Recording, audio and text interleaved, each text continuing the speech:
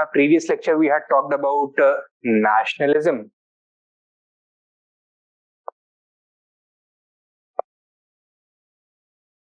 Just to recap, nationalism as a concept कहाँ emerge हुआ था?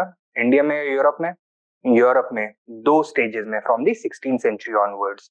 पहला model of nationalism monarchical model, right, characterized by a centralized monarchical state with complete and absolute sovereignty, a fixed territorial boundary and cultural homogeneity.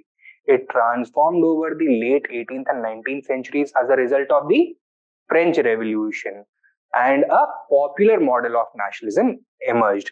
Nationalism emerged as a popular creed, a popular sentiment, owing to new ideas and ideologies that had been made mainstream by the French Revolution, such as the social contract theory or the idea of liberalism, individual liberty, equality, the idea of natural rights, limited government, democracy, etc.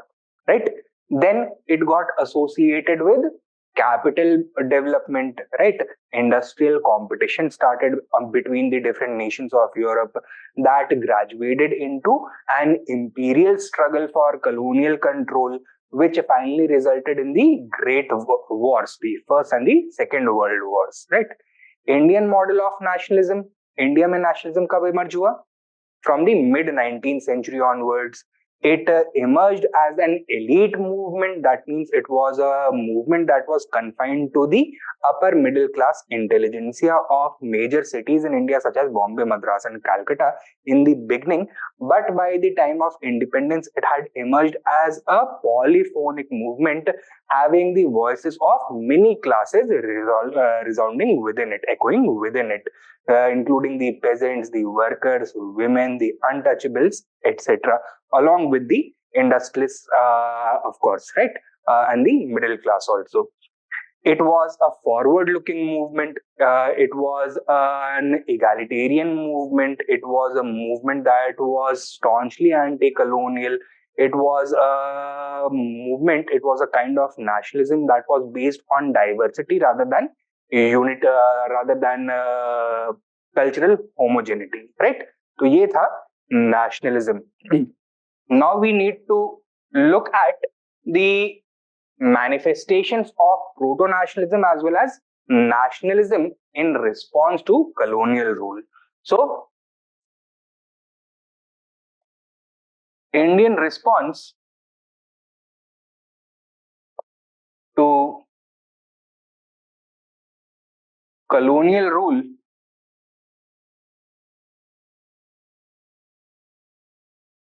may be categorized into two categories. Firstly, the proto-nationalist reaction, and secondly, the nationalist response.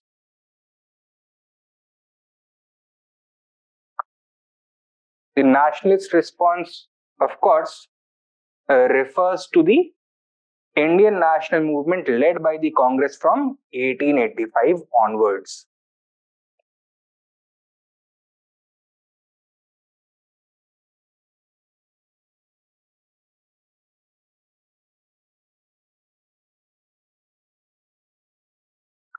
Whereas the proto-nationalist reaction may be divided into the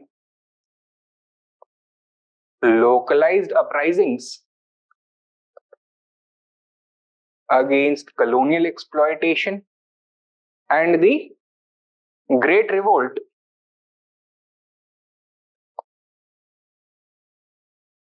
of 1857.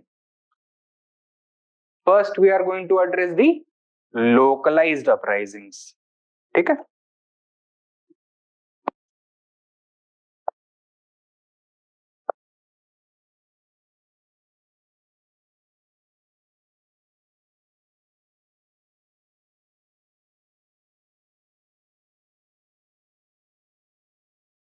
Now, colonial expansion in India had not taken overnight. The British had gradually brought one region of India under control after the other over a lengthy period lasting almost a century. From 1757 to 1857, different parts of India were gradually brought under British control. So the British Indian Empire was created piecemeal as one region after the other was conquered and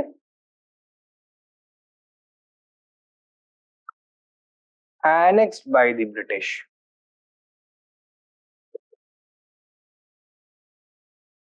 Over a period of 100 years.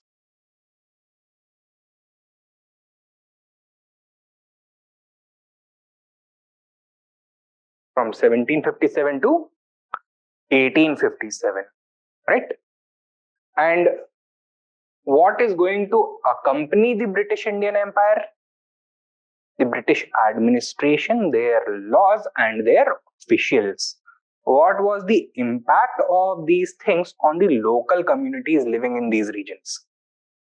Did the local communities benefit from them, or did they suffer as a result of the introduction of British rule?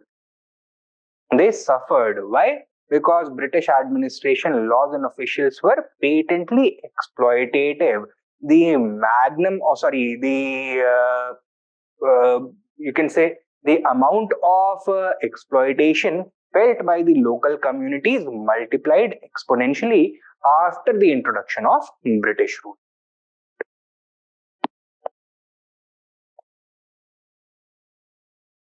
With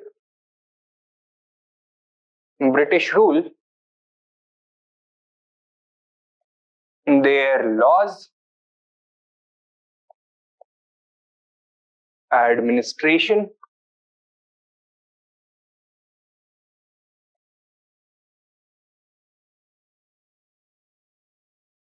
institutions, officials, and agents arrived in the newly conquered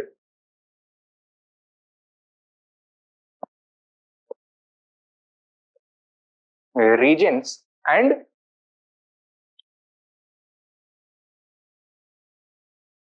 fundamentally altered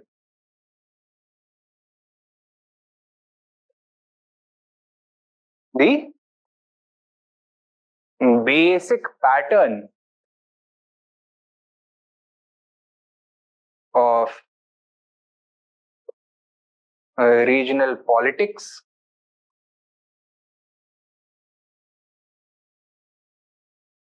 society,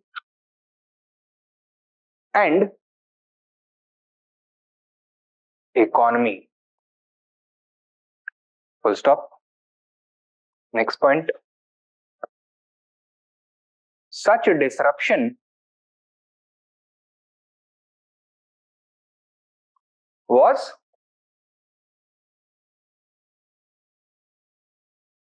patently harmful for the interests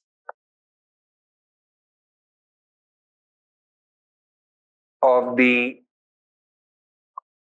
local community and leadership.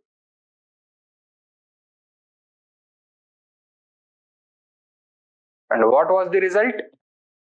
Deep-seated resentment, resulting in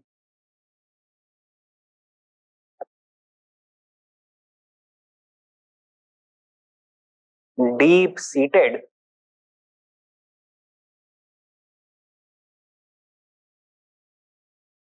resentment.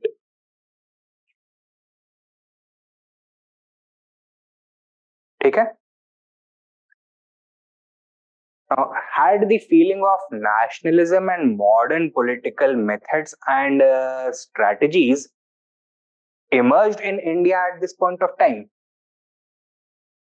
We are talking about mid 18th to mid 19th century. इस समय India में क्या nationalism या modern politics या modern political leadership था? नहीं था. India was largely a feudal society, right? And in the absence of modern politics and its methods and tools, how are these communities and leaders going to express their resentment, express their discontent? In traditional ways. ठीक है. Write down. In the absence of modern political consciousness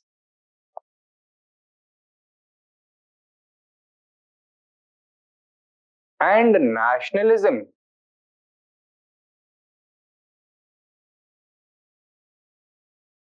these communities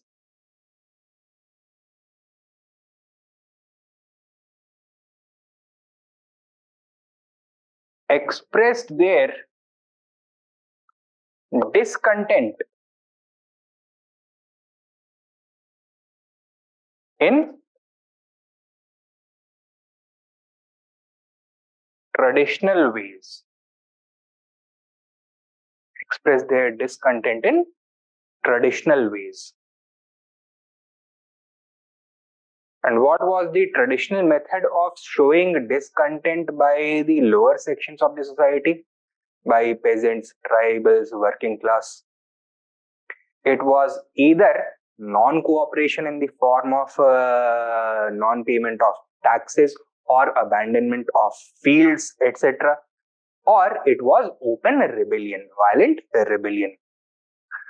Sub point likho. This often took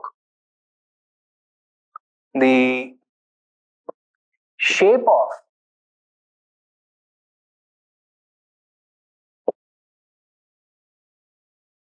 violent rebellion or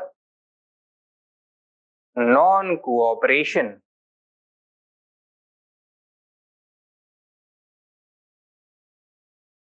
with the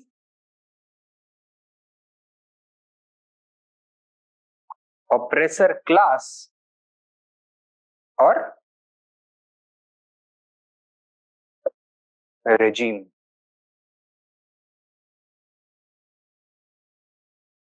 So both violent and non-violent responses were visible. Is this clear? But ज्यादा dominant किस तरह का response होगा? Violent rebellion. ठीक है? Now, since the British Indian Empire had been created piecemeal, are these uprisings going to be simultaneous and enjoy a national character, or are they going to take place at different stages of time and have a fragmented character, regional localized character? Localized character होगा. ठीक है? Write down. These uprisings had a distinctly localized character.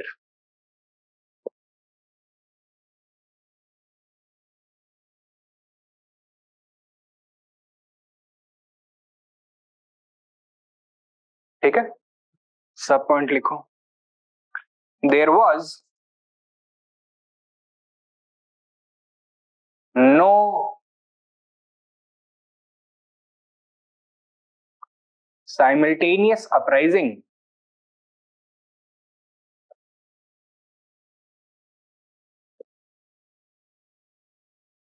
across British India.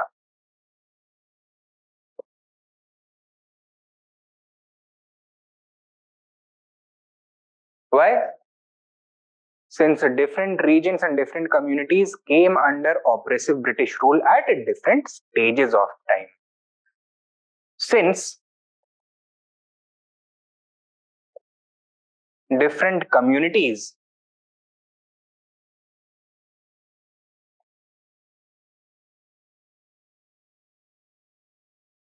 across India came under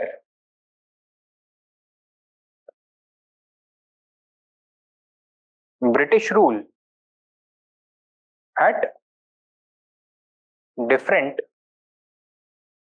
stages of time.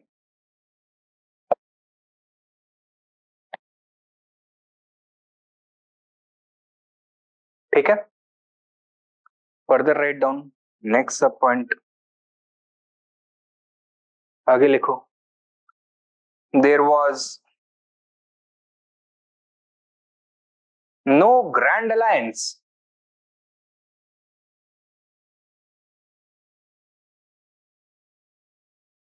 of oppressed classes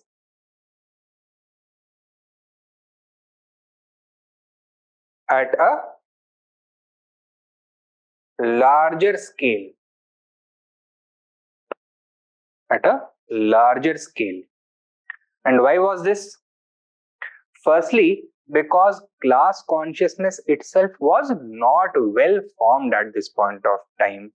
The farmers of, let us say, Bengal could not appreciate that the farmers of a place such as, let us say, Maharashtra or Kerala were facing the same pressures, were facing the same problems as they were facing. Further, physical connectivity between the different parts of India was also not well established at this point of time. It was very unusual for a person born in rural India at this point of time to think beyond his immediate region, right? Beyond his immediate surroundings. In fact, even communities living across a certain river or across a certain mountain or across a certain valley were not even aware of the other's existence at this point of time. Therefore, the possibility of a grand alliance did not exist at all. Okay? There was no grand alliance of oppressed classes at a larger scale. Further, you can continue. This was because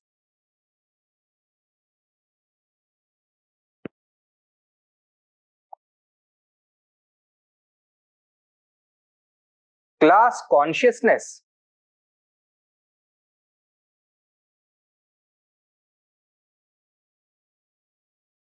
hardly existed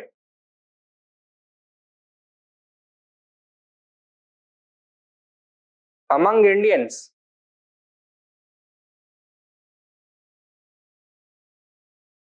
at this stage.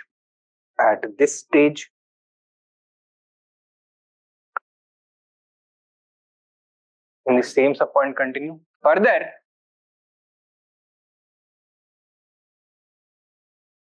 the limitations of physical connectivity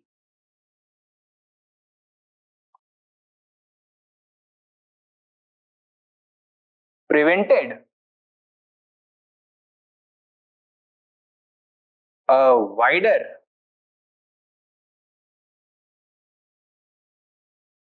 regional consciousness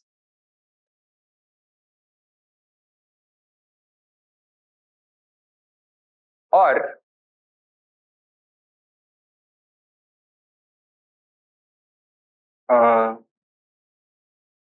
alliance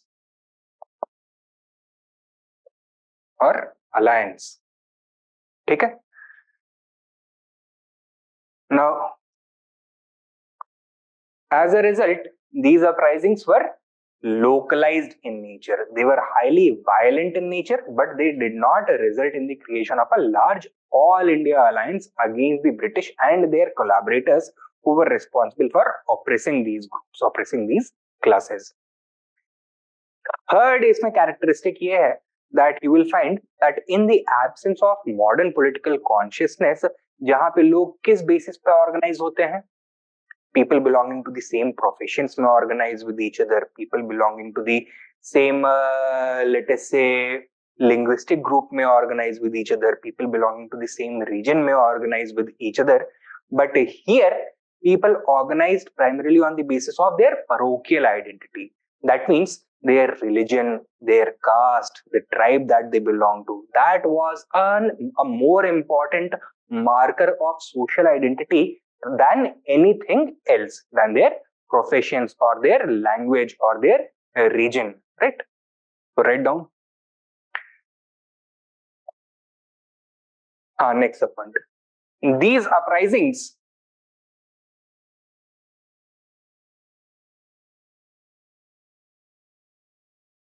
often took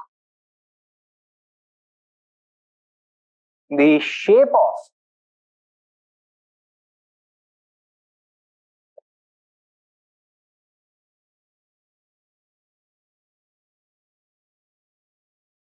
communal movements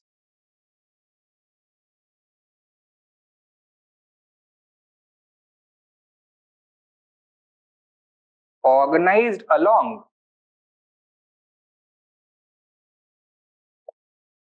the lines of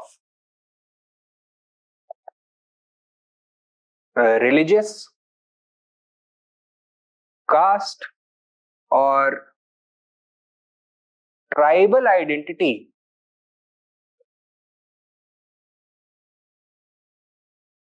since the society of this period was traditionally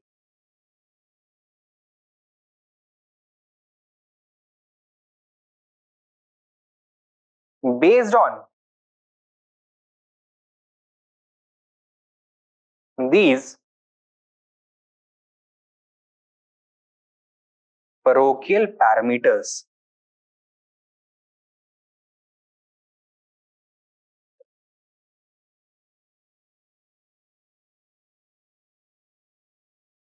इसी में continue करो.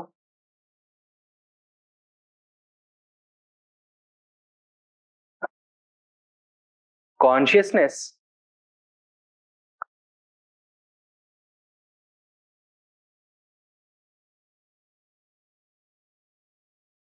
had not yet emerged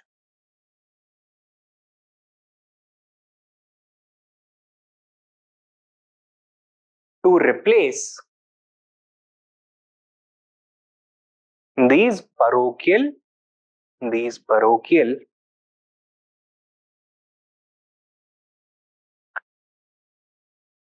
social social markers.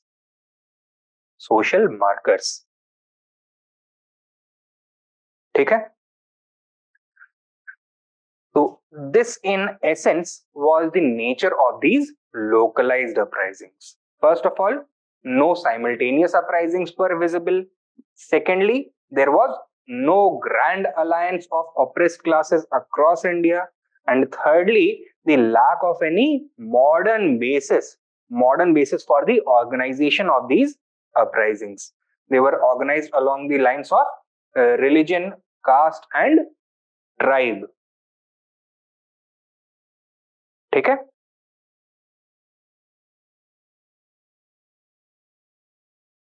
Now, as next main point, British rule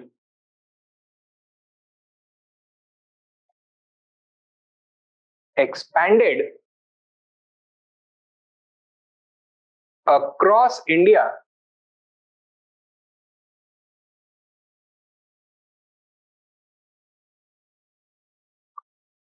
from the mid 18th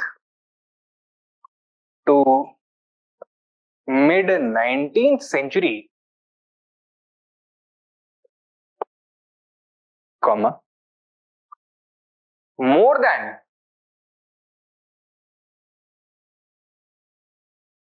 100 such localized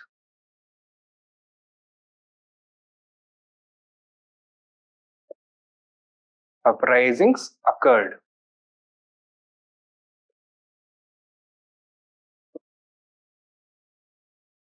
Full stop.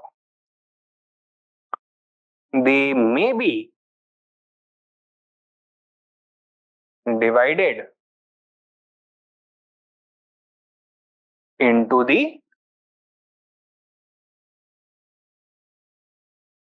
following categories. They may be divided into the following categories. 4 categories में हम इनको divide कर सकते हैं. Firstly, the tribal uprisings. Secondly, the peasant revolts. Thirdly, the politico religious rebellions. And fourthly,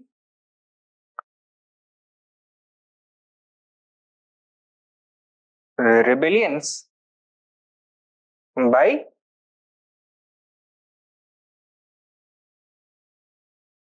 dispossessed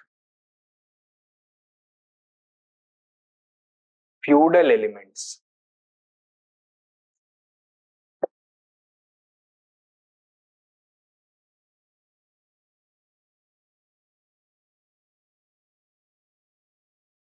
ठीक है. One by one, we are going to address the factors behind these uprisings and take a brief survey of some important examples. First of all, tribal uprisings. So एक सब heading दे दो.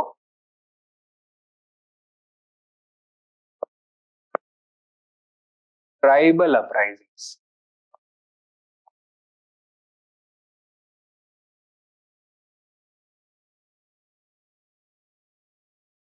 Who are the tribals? कौन होते हैं tribals? जो जंगलों में रहते हैं, हिली एरियाज में रहते हैं. So why are we focusing upon their geographical context? उसका क्या importance है? कभी सोचा है इससे? Isolation, right? That they are isolated communities who have been inhabiting their traditional regions, that is isolated regions, for several thousands of years. So they are the indigenous communities living in these isolated regions where the influence of mainstream society is either entirely absent or is several degrees lesser than the main populated regions, that is the river valleys, the fertile plains of India. ठीक है. तो लिखो, tribals refer to isolated or relatively isolated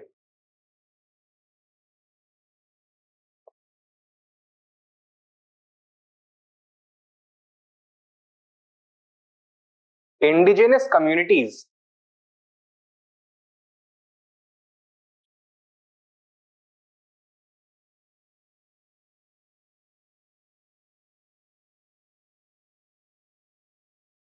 inhabiting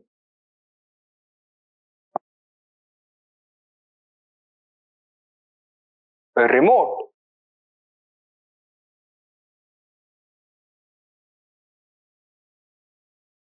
regions such as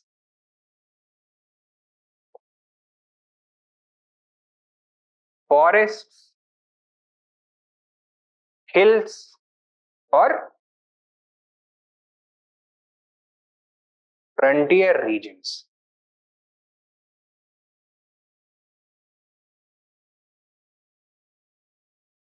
And what is the result of their relative isolation? The emergence of a distinct and unique way of life, which is very different from the mainstream society. They are characterized by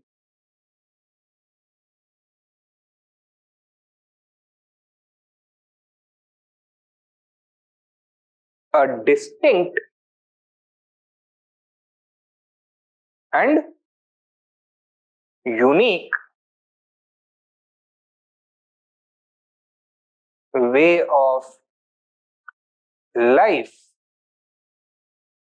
including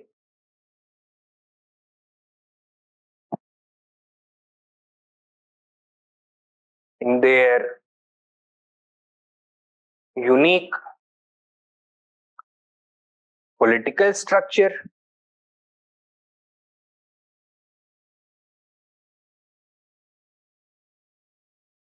economic pattern,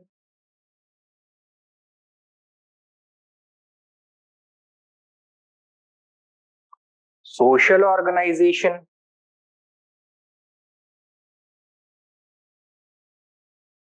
and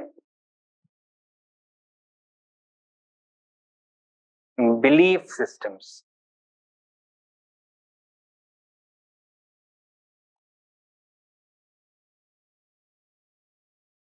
Okay?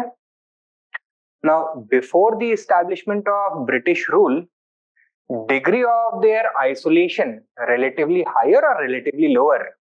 Relatively higher, क्योंकि India में अंग्रेजों के पहले pre capitalist economic system था. That is why it was almost impossible for the mainstream society to make inroads into these sparsely populated and remote regions, hard to access regions.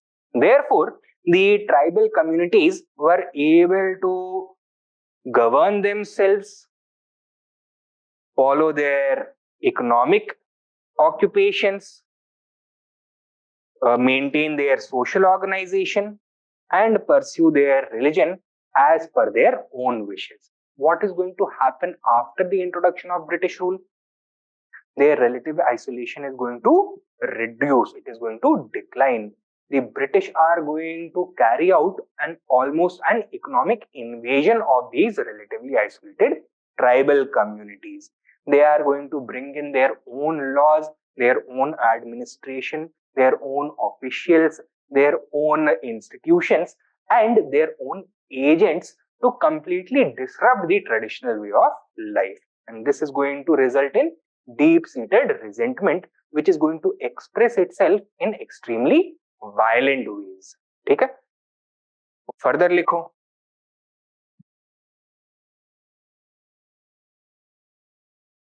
During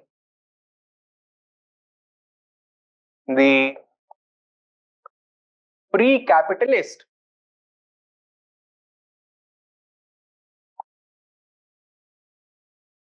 stage of development,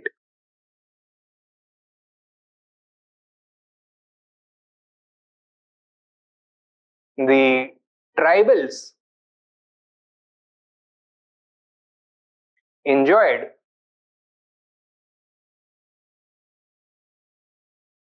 almost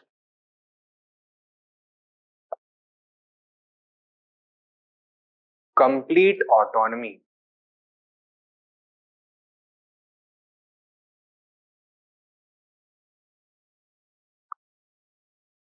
resulting in their virtual isolation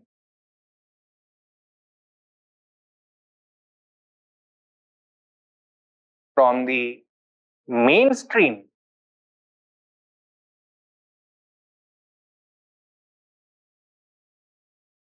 socio-economic and political system.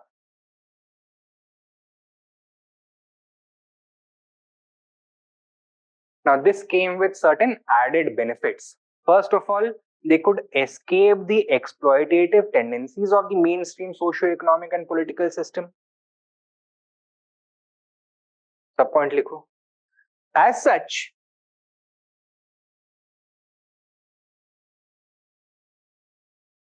they were not subjected to the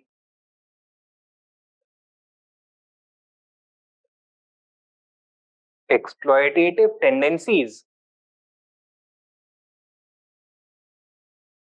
of these systems.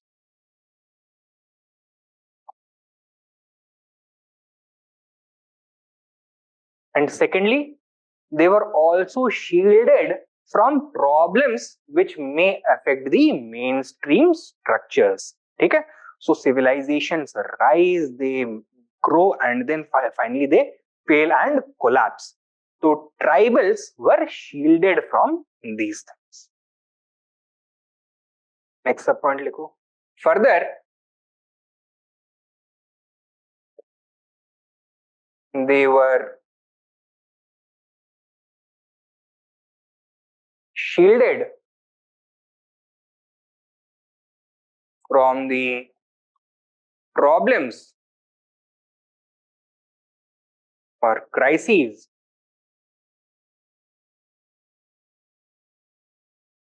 that affected these structures. इतना clear है?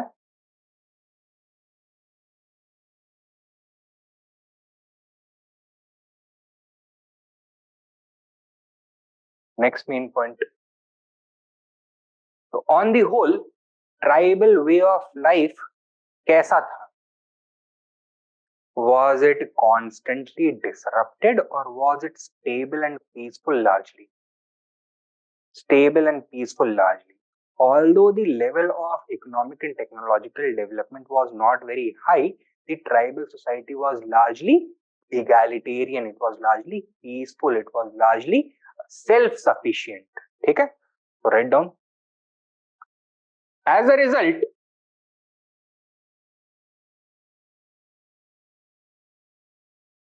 the diverse tribal communities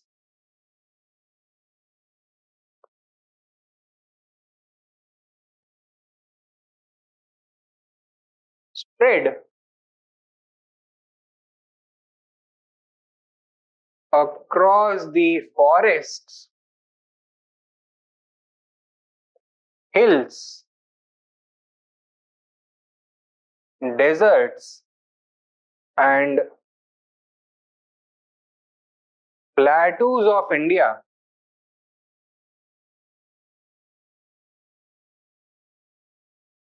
Enjoyed a relative stability.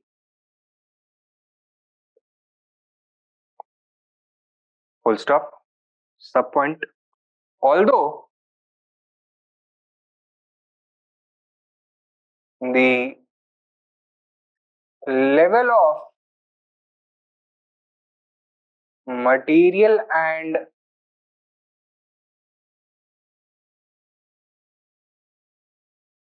technological development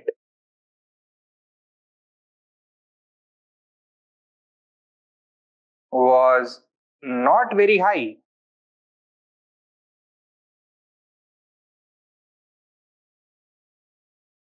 the tribals enjoyed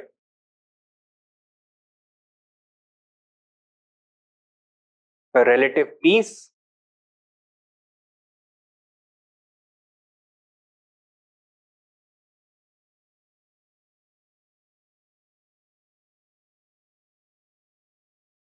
equality, and general contentment.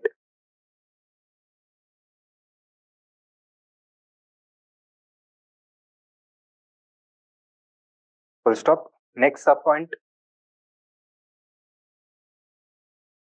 Over thousands of years, they had achieved or attained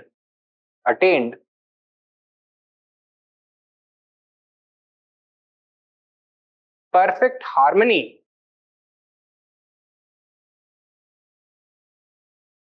with nature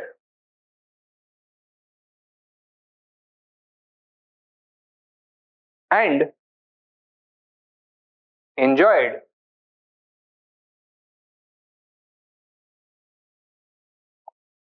a relative safety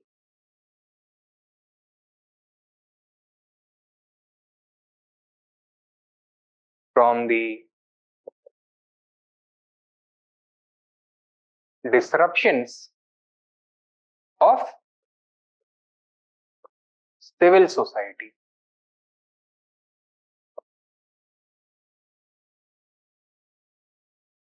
ठीक है?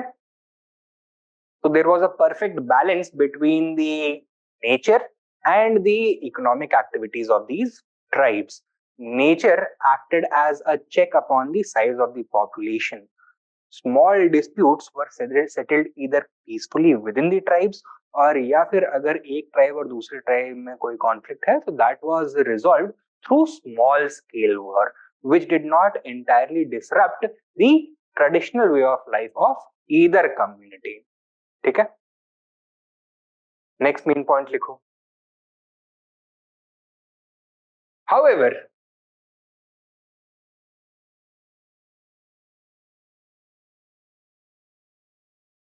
with the expansion of British rule, especially during which phase of colonialism? Mercantile colonialism, industrial colonialism, or financial colonialism? Especially during the industrial phase,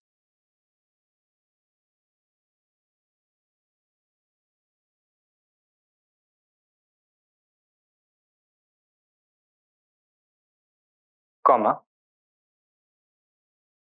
the isolation of the tribes was violently disrupted.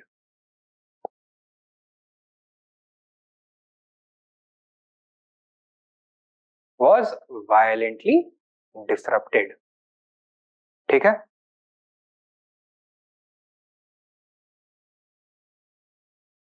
It permanently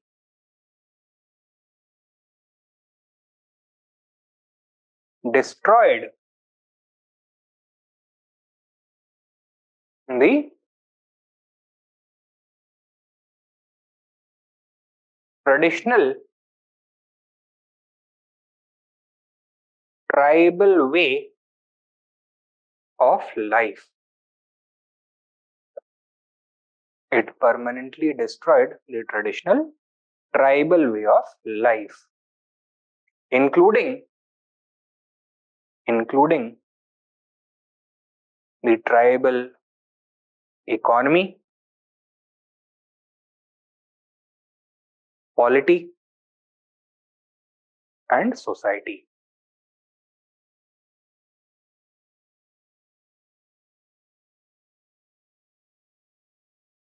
What was the impact of the establishment of British rule on tribal economy, polity, and society? One by one, we should consider that.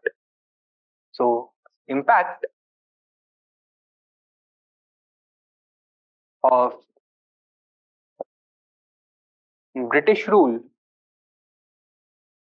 on tribal economy.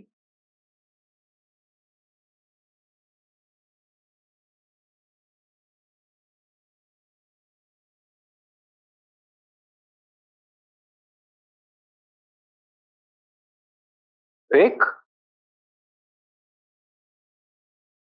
Before and after के comparison के through इसको समझने की कोशिश करते हैं.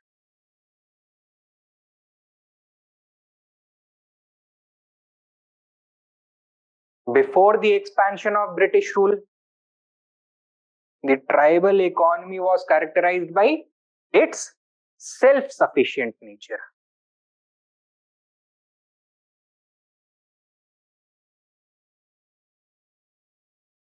ठीक है? Whatever the tribes needed, the forests provided. Was it linked with the mainstream economy and the global economy, or was it isolated economically? It was economically isolated.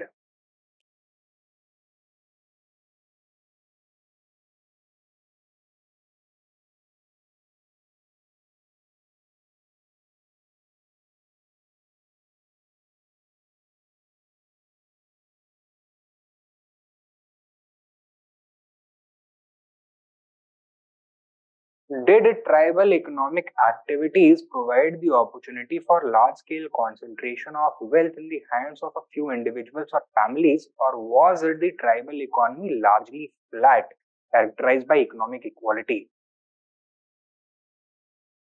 Flat था, economic inequality prevail करता था. Why? Because the concept of private property almost did not exist. Rather, all property was communally owned. Joint ownership of resources concept prevail करता था. Right? So, economic equality characterized by joint ownership of resources was prevalent. And what were the prevalent economic activities that the bulk of tribals were involved in? Were they industrial pursuits such as manufacture of goods or mining activities or plantation agriculture, or were they primitive pursuits such as hunting, gathering, fishing, gathering of forest produce, etc.? Hunting, gathering, fishing, etc. So hunting,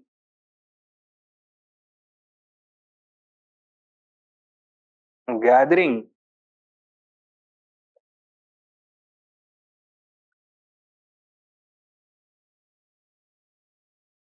and fishing were important pursuits. Did the tribals pursue agriculture in any form or not? They did pursue agriculture, but not the kind of intensive agriculture, settled agriculture that was pursued by farmers in the mainstream areas. यहाँ पे किस तरह का agriculture होता था? Subsistence level shifting agriculture was practiced. And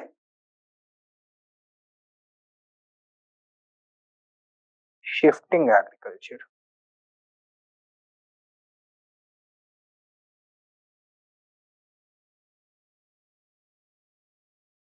Now, what was that one factor upon which the entire economic structure of the tribals depended? जिसको अगर आप छीन लो ट्राइबल से, so they are going this their economic structure is going to collapse entirely. Ownership of their land, of the forest, of the land that they were inhabiting, of the hills, the rivers, etc. Right? So their hunting, gathering, fishing, and shifting agriculture were based upon their absolute ownership of their immediate surroundings. ठीक है? Their economic equality and the joint owner concept of joint ownership was also based upon the ownership of a particular tribe over its immediate area, over its traditional territory. Their economic isolation was also the result of their self-sufficiency. Had they not been self-sufficient, had the land on which they were living not been sufficient to support them economically, then as a matter of compulsion, they would have to move out of these regions and enter the mainstream society. ठीक है? So ownership of land was that one thing upon which the entire structure was balanced. और अंग्रेज आके सबसे पहले क्या करेंगे, इसी ओनरशिप के ऊपर चैलेंज करेंगे कोई ट्राइबल्स को. The British introduced the concept of private ownership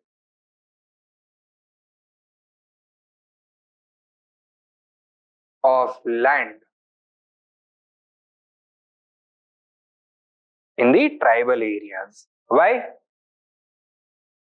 Because they did not want them to continue their traditional economic activities, which were not very productive. They were not yielding sufficient revenue, and they wanted to introduce settled agriculture instead of shifting agriculture.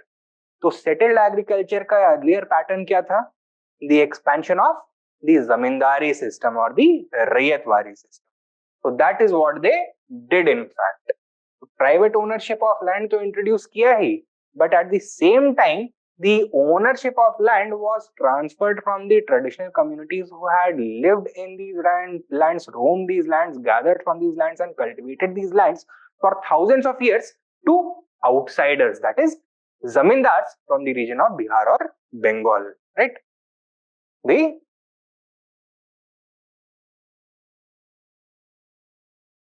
zamindari system was introduced. अब इसके साथ अपने कई सारे खुद के problems आते हैं. किस तरह के problems? First of all,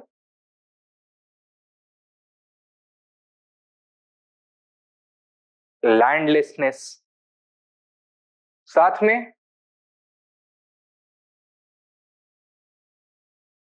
poverty as a result of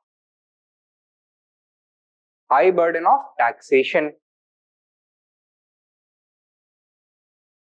Only escape for the unfortunate cultivators under this system is to depend upon financial support by money lenders, but the money lenders are also extremely predatory and exploitative, resulting in rural or tribal indebtedness.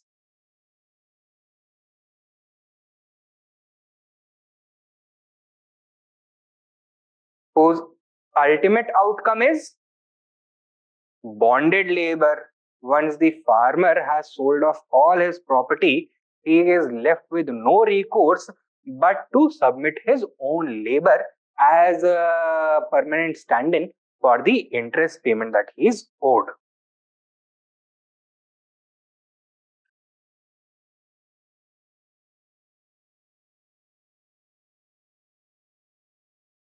ठीक है, तो ये किया अंग्रेजों ने.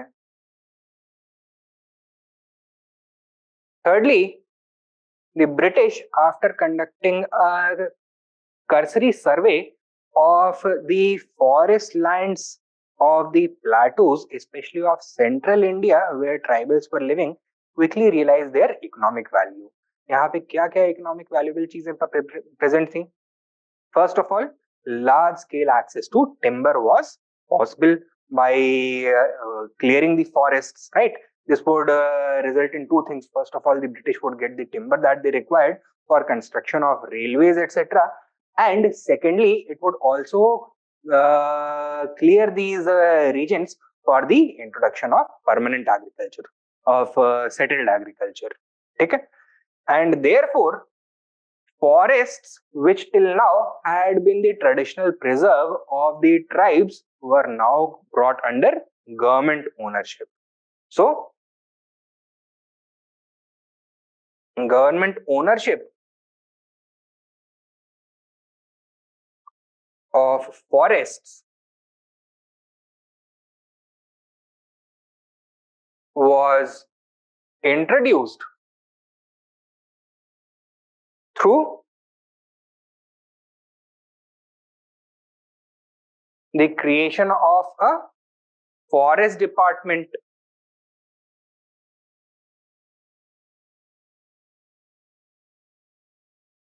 Further, checks were imposed upon the migration of tribes from one part of the forest to the other. They were forced to live in a particular village that had been settled recently by clearing the forest of the surrounding regions through acts such as the Government Forest Act and the Indian Forests Act, which also transferred the ownership of forest produce to the government. The tribals could no longer freely gather supplies such as honey, such as wax, such as timber, such as fruits from the forest, such as medicinal herbs. उसके ऊपर सरकार ने अपना ownership लगा दिया, right? And finally जो settled agriculture के बाद सरप्लस लेबर बचता था, they were diverted towards mining activities.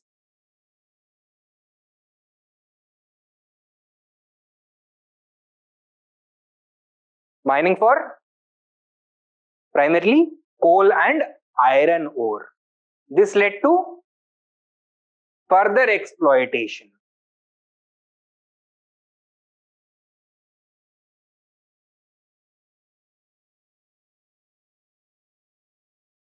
As the tribal communities were broken up and different members of these tribes were shipped off to different mining villages to work in the nearby mines, right?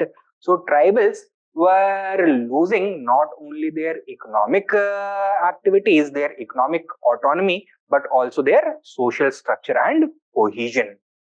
They were also subject to intense exploitation. Wages बहुत कम होती थी, working hours बहुत लंबे होते थे, working conditions बहुत dangerous होती थी, living conditions were extremely filthy and unhygienic.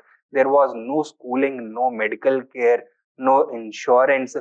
Deaths were very frequent. The tribal mortality rate increased very drastically. The uh, British officials and their Indian agents who were responsible for operating these mines used excessive violence and intimidation to force these tribals to work in these fields. So almost a kind of pseudo slavery had emerged, right? So before क्या था और after क्या था, drastic change दिख रहा है. तो tribals का जो रिजेंटमेंट था, गुस्सा था, वो लाजमी था या नहीं था? बिल्कुल लाजमी था. So it was a natural and expected outcome of the complete disruption of the tribal economic order. ठीक है, this was the impact of British rule on the tribal economy.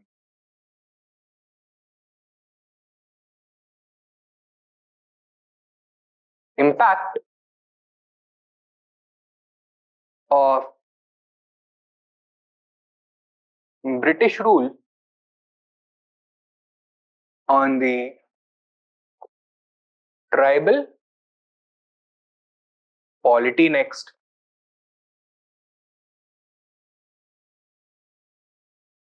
Once again, before and after वाला picture देखते हैं, right? Before the establishment of British rule, the tribal communities enjoyed political autonomy.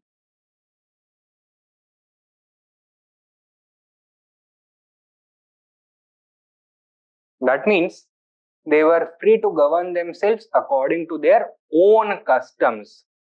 Clear? Now, tribal societies traditionally किस तरह से politically organized होती हैं? They are divided into various chiefdoms. Each tribe has its own chief.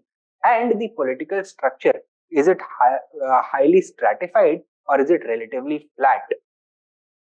तो एक distinct class of political elites and political governed class और जो lower class है वो एग्जिस्ट करता है या नहीं करता है? ट्राइबल्स में नहीं करता है, right? So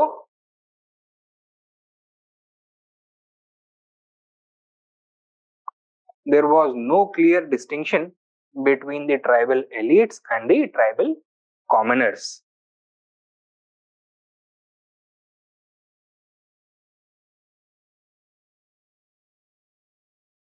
Thirdly, since membership of the tribe was sufficient to make every individual of that tribe part of the body politic, so कोई artificial distinctions नहीं होते थे among tribals when it came to polity. That means every member of a particular tribe or every individual living in a particular tribal village or a tribal camp had equal political rights. So it had democratic elements. So it was also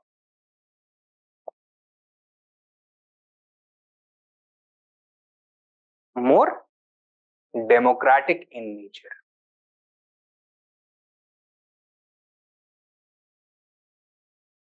ठीक है? Further,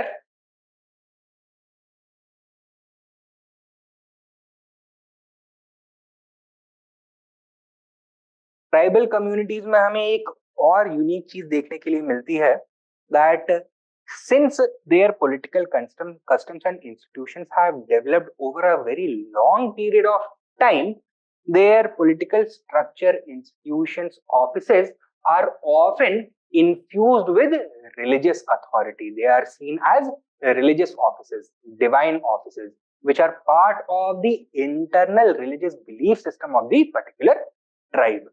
ठीक है? So it was highly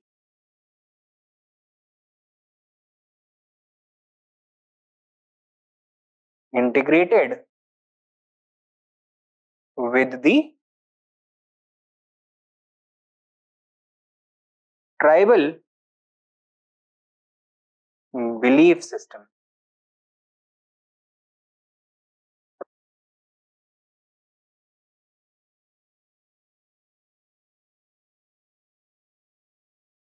Clear? Now, what is going to happen after the introduction of British rule? The tribals are going to lose their political autonomy and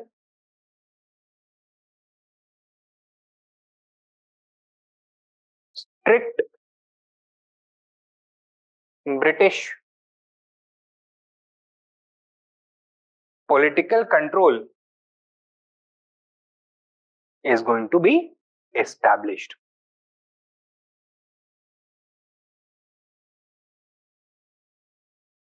What was the purpose of this strict British political control over tribal regions? To dominate their regions and communities economically, right? To exploit them economically. Therefore, the British political machinery became a tool in the hands of the exploiters to exploit the local tribals. The British laws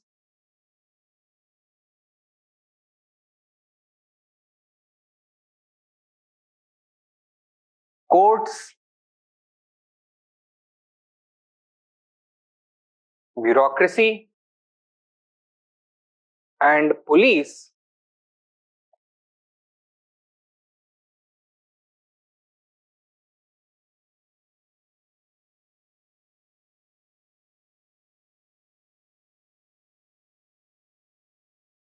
increasingly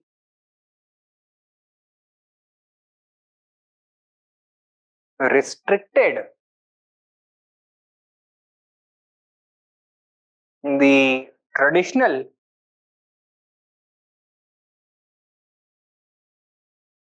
tribal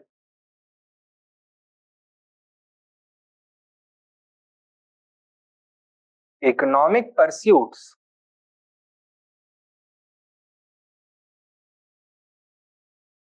in favor of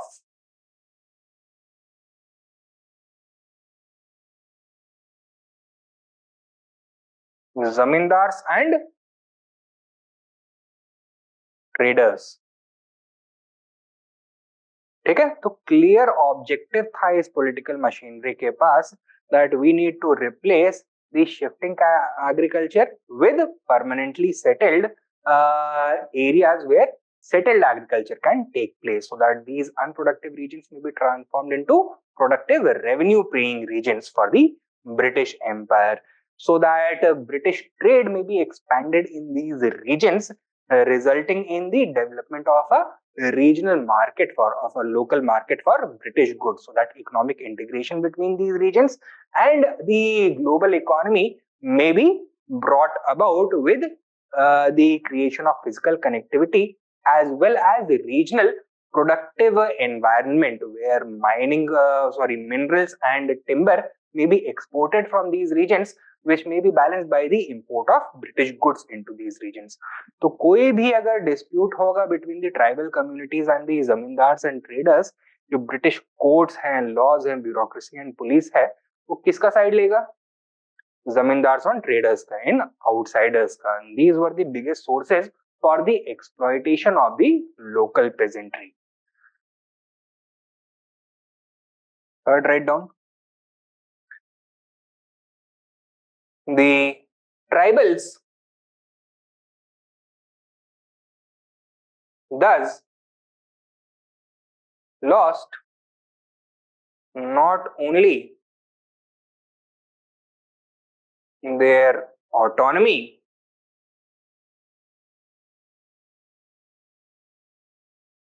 but were subjected to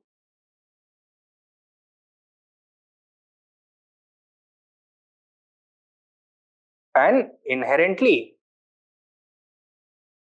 hostile political machinery.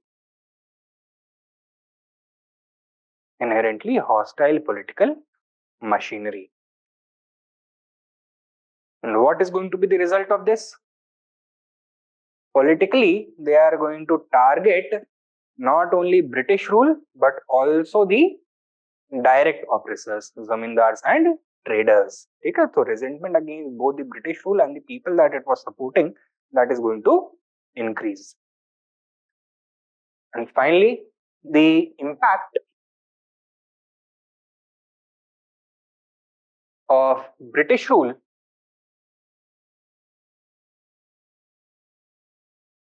on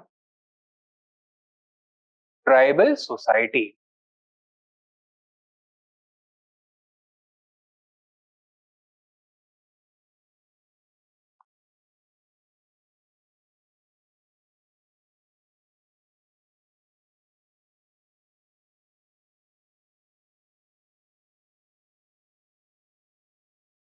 Before the establishment of British rule, what were the characteristics of the tribal societies?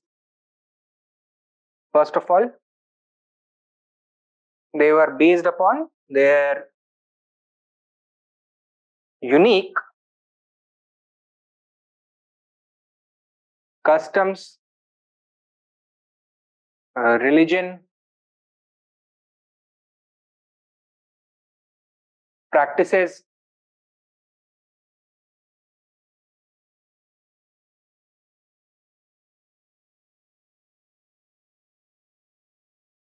language, and culture, which were holistically linked with their immediate environment, with their natural surroundings.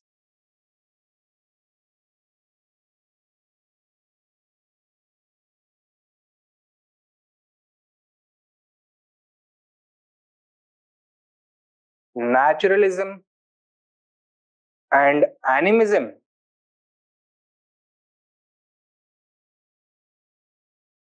were the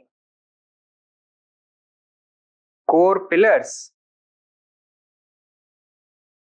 of tribal religion.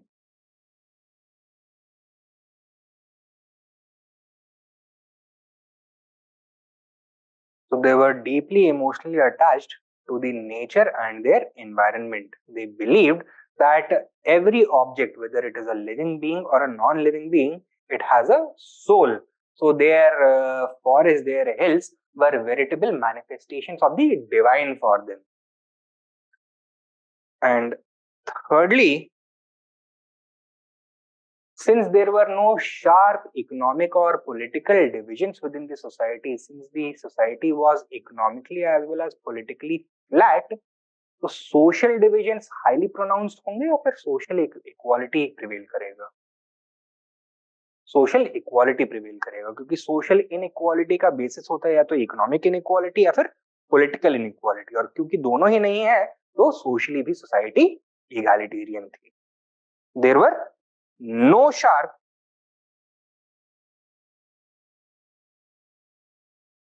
social divisions.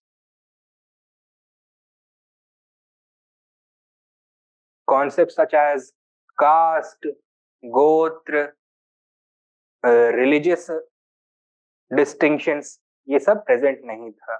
The tribal communities were a distinct whole, and the concepts of purity and pollution did not operate within it. All members were given equal social status.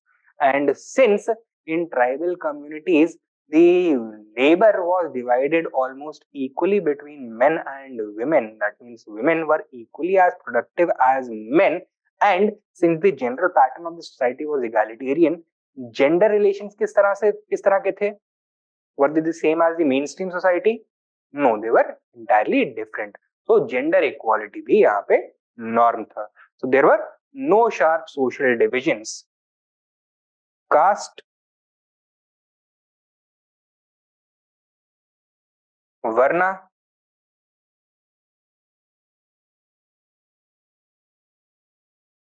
gotra, and religious distinctions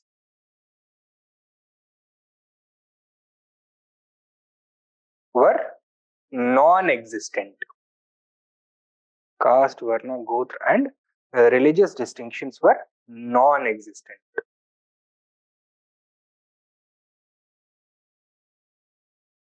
Full stop.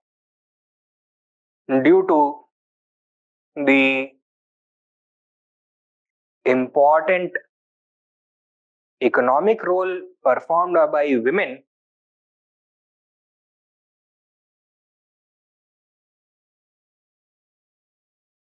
their status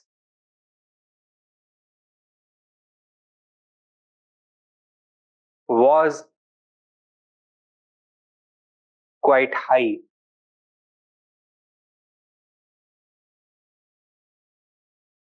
And tribal societies were characterized by gender equality.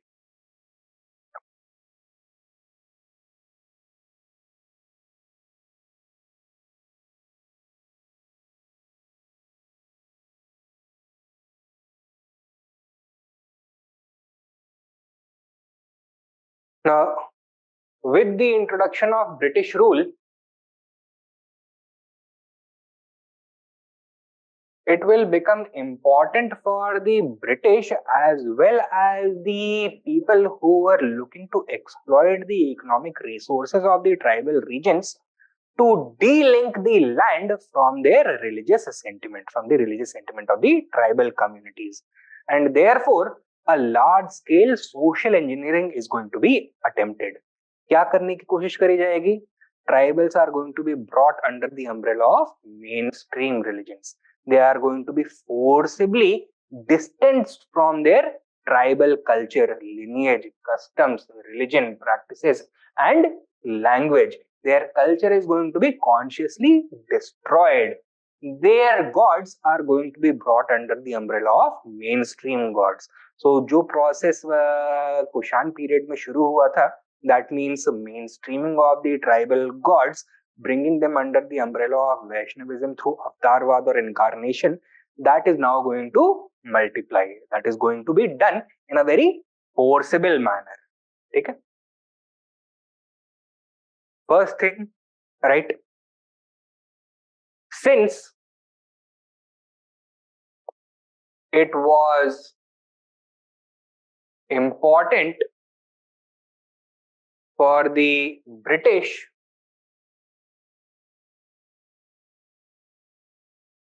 and their collaborators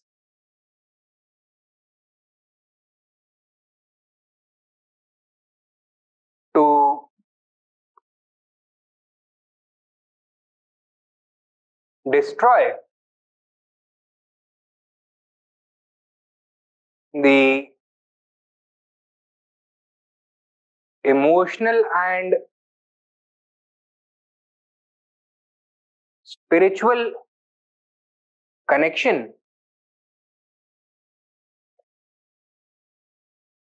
that existed between the tribals and their habitat.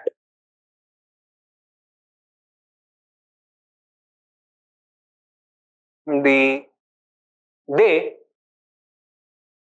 consciously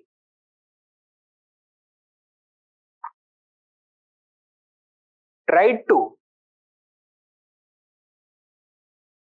thank you sir, destroy the tribal religion and culture.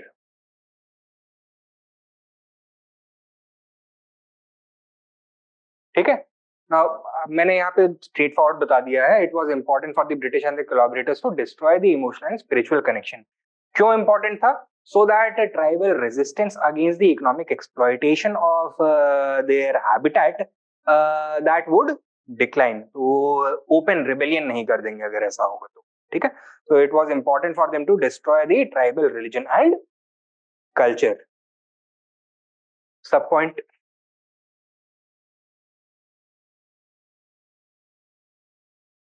A conscious attempt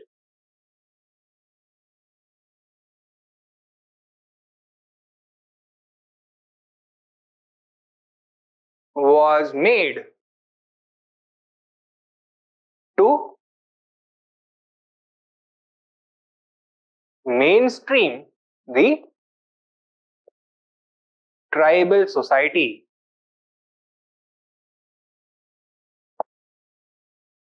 The tribal society. Full stop. Next point. Tribal communities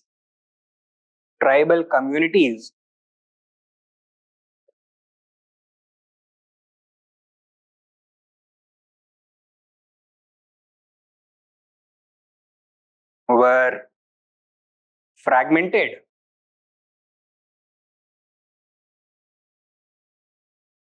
and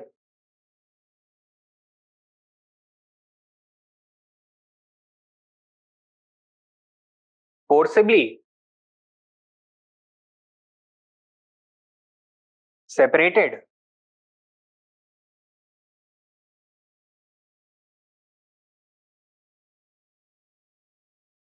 from their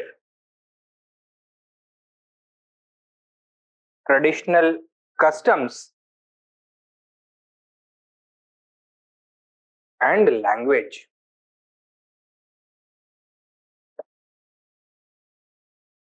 Full stop.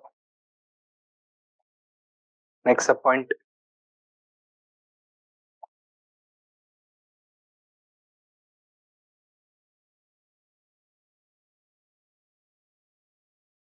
The different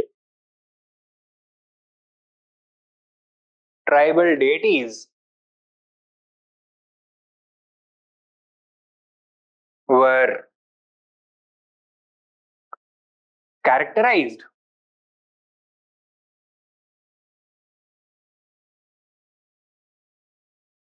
either as avatars of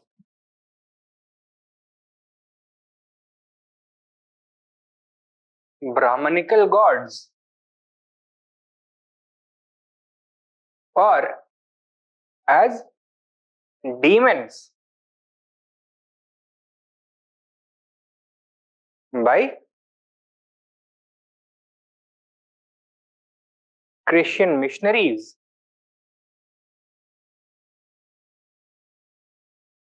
and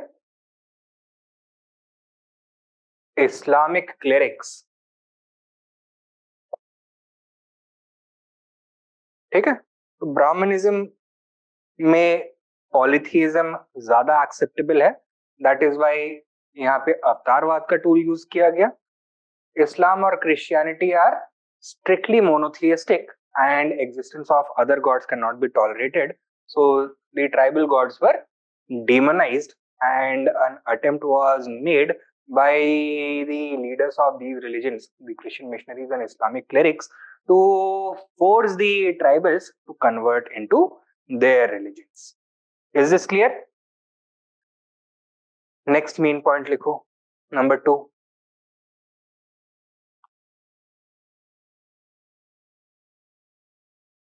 As the tribals were forcibly integrated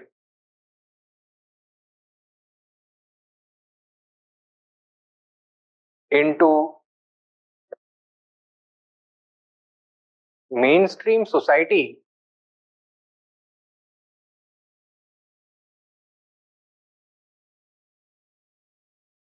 not only did they permanently lose their culture, to which they were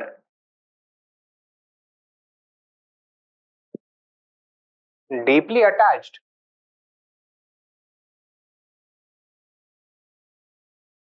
लेकिन main stream society में इसके ऊपर से और क्या problem हुआ? Main stream society unlike tribal society was highly stratified. कई सारे उसमें लेयर्स एग्जिस्ट करते थे, क्लासेस एग्जिस्ट करते थे, ग्रुप्स एग्जिस्ट करते थे. एंड ट्राइबल्स को क्या रैंक दिया जाएगा? हाईएस्ट रैंक और lowest of the low rank? lowest of the low rank, since they have to be exploited economically now. ठीक है? That means that they would have to be deprived of the traditional privileges enjoyed by the privileged sections of the mainstream society. And इनके ऊपर obligation ज्यादा होंगे, इनके पास rights कम. As the tribals were forcibly integrated into mainstream society, not only did they permanently lose their culture to which they were deeply attached, they were relegated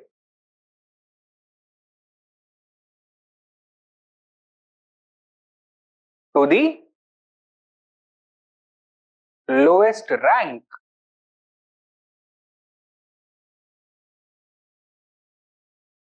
within the society.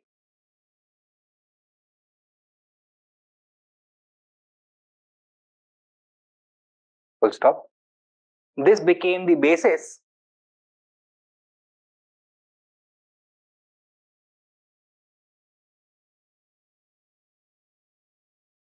for the ideological justification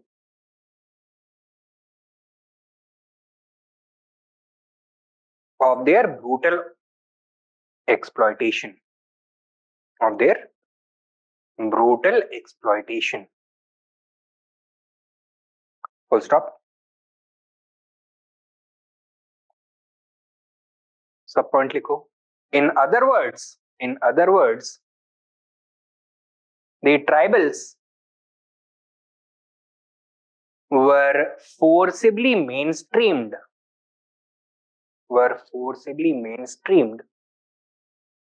and marginalized. Forcibly mainstreamed and marginalized. Is this clear? समझ में आया ना? ठीक है.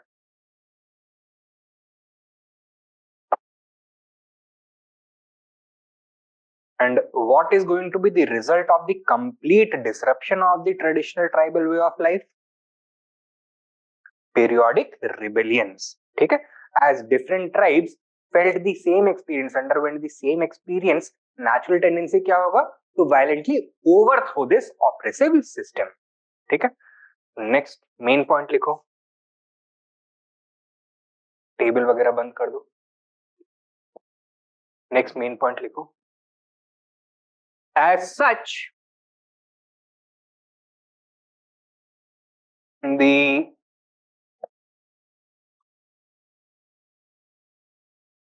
establishment of British rule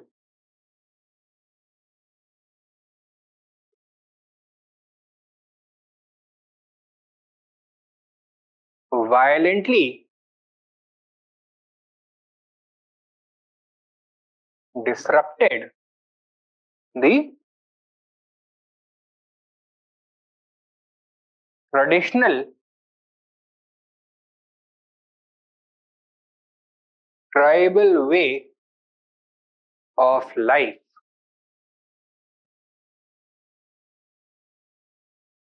Full stop. Their simple and happy existence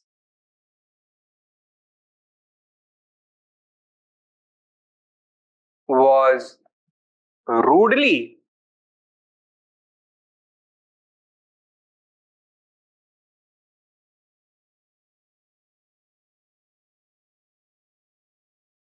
interrupted and replaced by brutal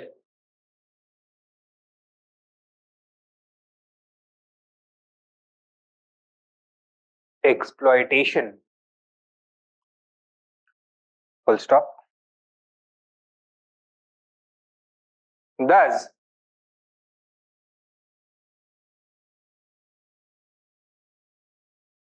violent rebellion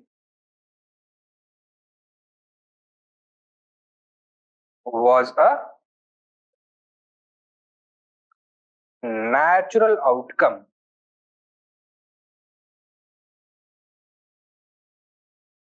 of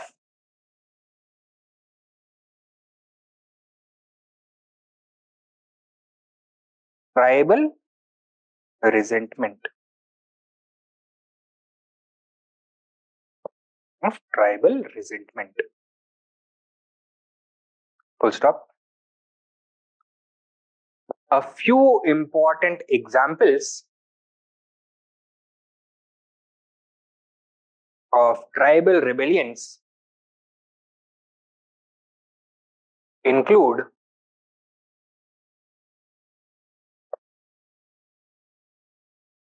1, 2, and 3. The coal uprising,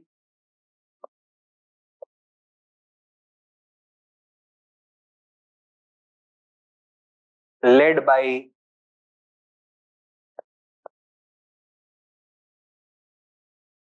Buddho Bhagat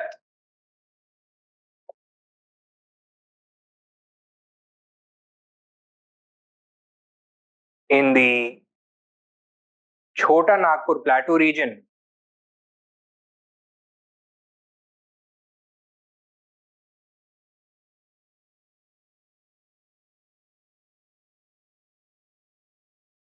year यहाँ पे लिखा हुआ है in 1832.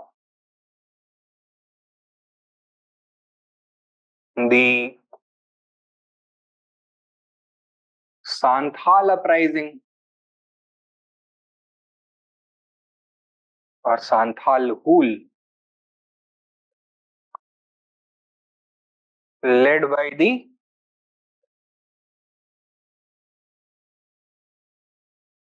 Murmu brothers.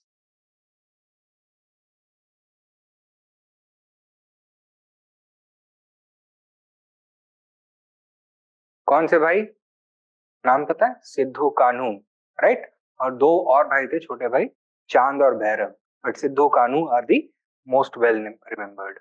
Once again in the Chota Nagpur Plateau region in 1855. And third, the Munda rebellion, also known as the Munda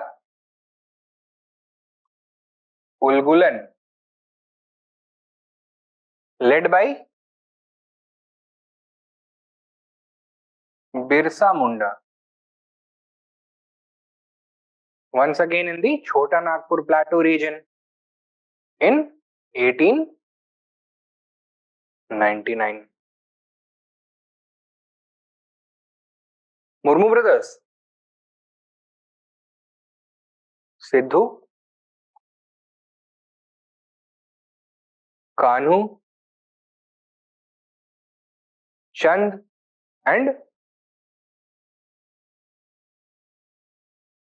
Bhairav, ये दो नाम जरूर याद रखना, Sidhu and Kanhu.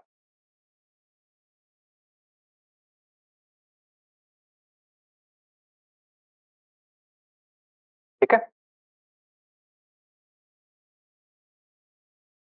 Now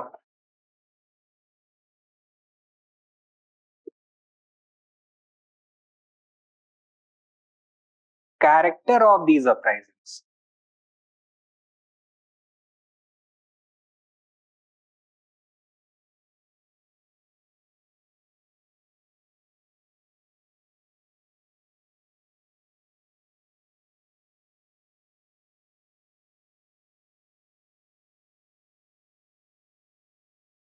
Now, जो early historians थे, especially the colonial historians, they dismissed these uprisings as localized tribal revolts which were largely apolitical in nature. According to them, these were barbaric strikes against civilization. The British were trying to civilize the tribals. Tribals were resisting this civilizing tendency. ठीक है? However, later, certain historians, especially the subaltern historians such as Ranjit Guha,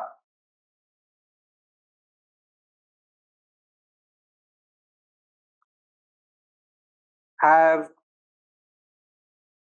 redefined the nature of these uprisings. क्या बोलते हैं? That every aspect of these uprisings reflected the political consciousness of the tribals. So these were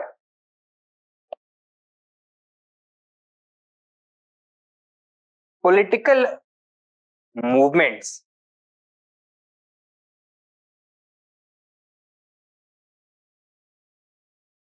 Now, although the tribals may not have been inspired by the vision of an all India movement, but politically they were conscious. This cannot be denied. कैसे पता लगता है? First of all,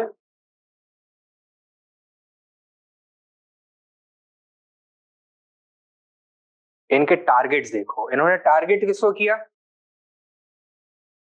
The British officials,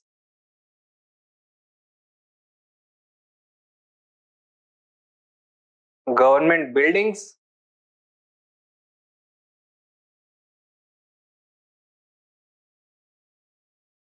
post offices,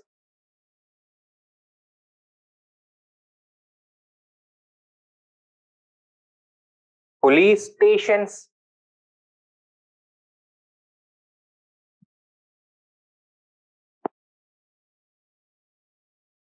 law courts, and outsiders such as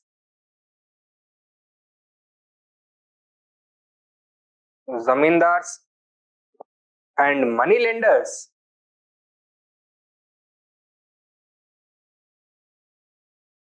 along with Christian missionaries.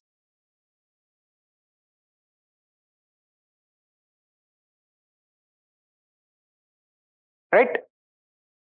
And how does this reveal that the tribals were politically conscious? कैसे दिखाता है ये उनका political consciousness? That this was not a blind, you can say, explosion of tribal anger. तो wanton destruction पे नहीं गए. They did not start burning down the forests, or they did not start attacking anyone and everyone. Rather, they targeted the sources of their oppression. Those people who were responsible not only for their immediate oppression, that is the zamindars, moneylenders, and Christian missionaries, but also the administrative apparatus which made their exploitation possible. That is the British colonial administration that was also targeted. ठीक है, तो रंजीत गुहा की के हिसाब से this represented that the tribals were deeply conscious of their political rivals. Secondly, the methods that were employed by the tribals. Superficially देखने में लगता है that the tribals simply picked up their bows, arrows, spears, and javelins and attacked the British and their supporters, their collaborators. But at a deeper level, it also shows that political mobilization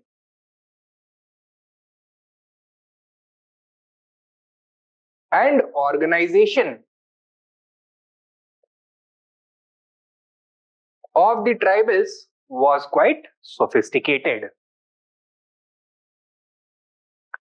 The tribals had adopted their traditional symbols into political symbols. ठीक है, for example, hunting parties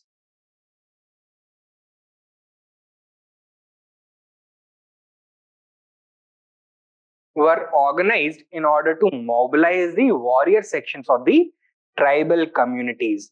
तो traditional hunting parties जो होती थी, which the tribals used to undertake in order to go on major hunts, उस तरह की hunting parties को organize किया गया. And the rebellion, the act of resistance against the British and their collaborators was encapsulated within the framework of these hunting parties. ठीक है, so it consisted of powerful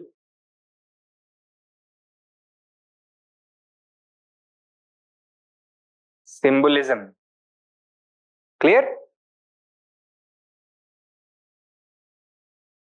Secondly, Birsa Munda, for example, he transformed his tribal uprising, the Munda uprising, into a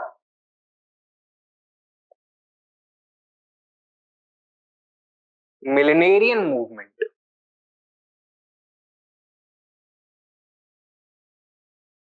A millenarian movement is a messianic movement, right? कि पाप का गड़ा जब एक level तक भर जाएगा, then एक मसीहा डिसेंड करेगा and he is going to bring about a new age, a change of days. अच्छे दिन आने वाले हैं. So Birsa Munda, for example, gave the framework of Ram Raj in order to justify his actions against the British and their collaborators, and also in order to mobilize and enthuse his supporters. Okay? Birsa in fact declared himself as a living representative of God. So he was worshipped by his followers as a god on earth. The Munda uprising was extremely violent and extremely the Mundas were extremely enthusiastic in their rebellion because they believed that because of the protection, spiritual protection of Birsa Munda, the British bullets are going to simply not harm them. They are going to bounce off their bodies like water droplets. तो जैसे बारिश पड़ती है, it bounces off the bodies, वैसे ही अंग्रेजों की bullets भी पानी बन जाएगी, राइट? सो मिलेनियरियन मूवमेंट का फ्रेमवर्क दे करके बिरसा मुंडा ने मोबिलाइज किया, right? Thirdly,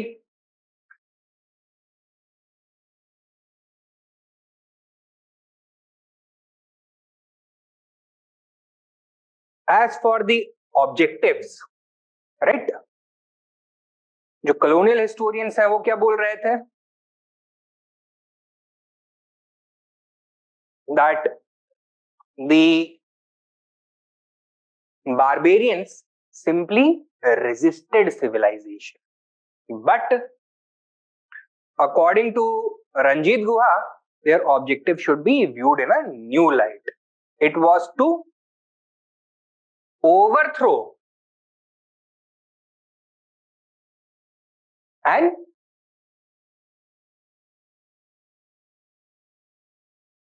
exploitative regime and to restore political and economic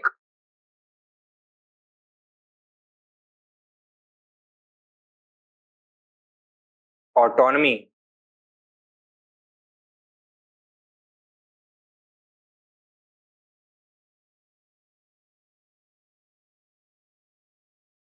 Right? Further, it was a struggle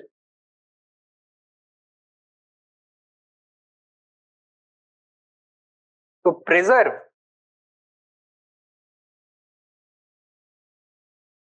the distinct tribal culture and way of life. And it should not easily be dismissed as a parochial objective. Rather, this was a very powerful political tools in the hands of the leadership, because the tribals were deeply attached to their religion, language, and custom. Their bond with their land, religion, language, and custom was not superficial like that enjoyed by the mainstream society with its land. Rather, it appealed to them at a very basic level. It was very instinctive. Therefore, it was the reflection of the wisdom of the tribal leadership to organize their revolts in the framework of their religions, their gods, their land, their deities, and language. Okay? So, it was not the outcome of the parochial mindset, rather, it was the outcome of the sophisticated political consciousness of the tribal leadership that they gave this call. Okay? So, according to Ranjit Guha and some other subaltern historians such as Sumit Sarkar, these were not apolitical reactions against civilization, rather, these were deeply conscious political movements. Okay? You can give the heading Character of these uprisings. Character of these uprisings. लिखो. According to the bulk of colonial historians,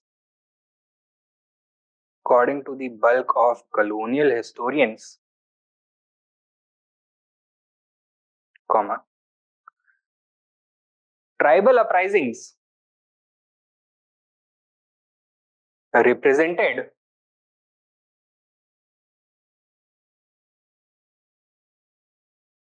apolitical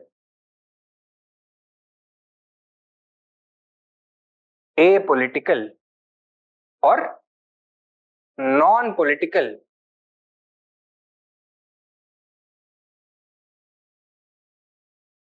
reactions against the expansion of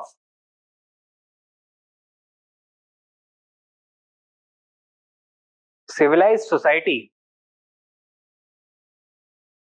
under British rule.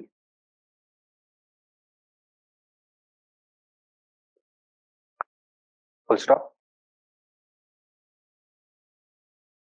Subpoint. In other words,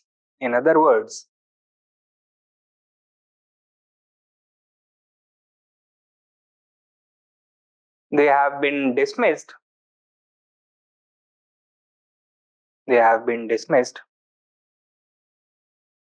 as barbaric reactions against civilization.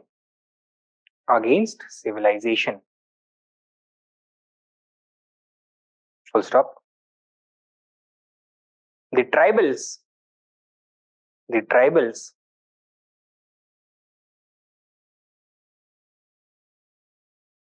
were not motivated by any conscious political agenda.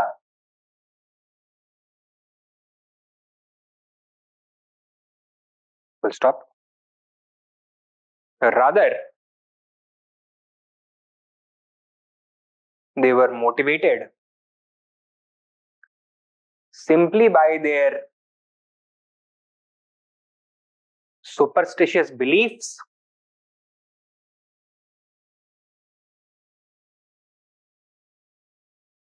and religious fervor. Their superstitious beliefs and religious fervor. And religious fervor, FERVOUR. And religious fervor. ठीक है? Next main point लिखो. A major challenge to this position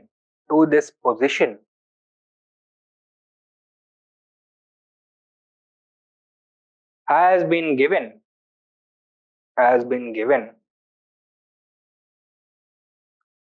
by subaltern historians.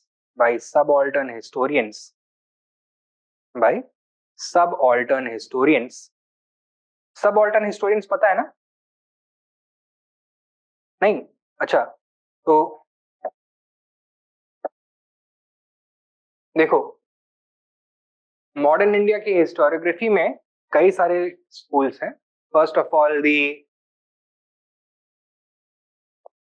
colonial school, also known as the British apologist school.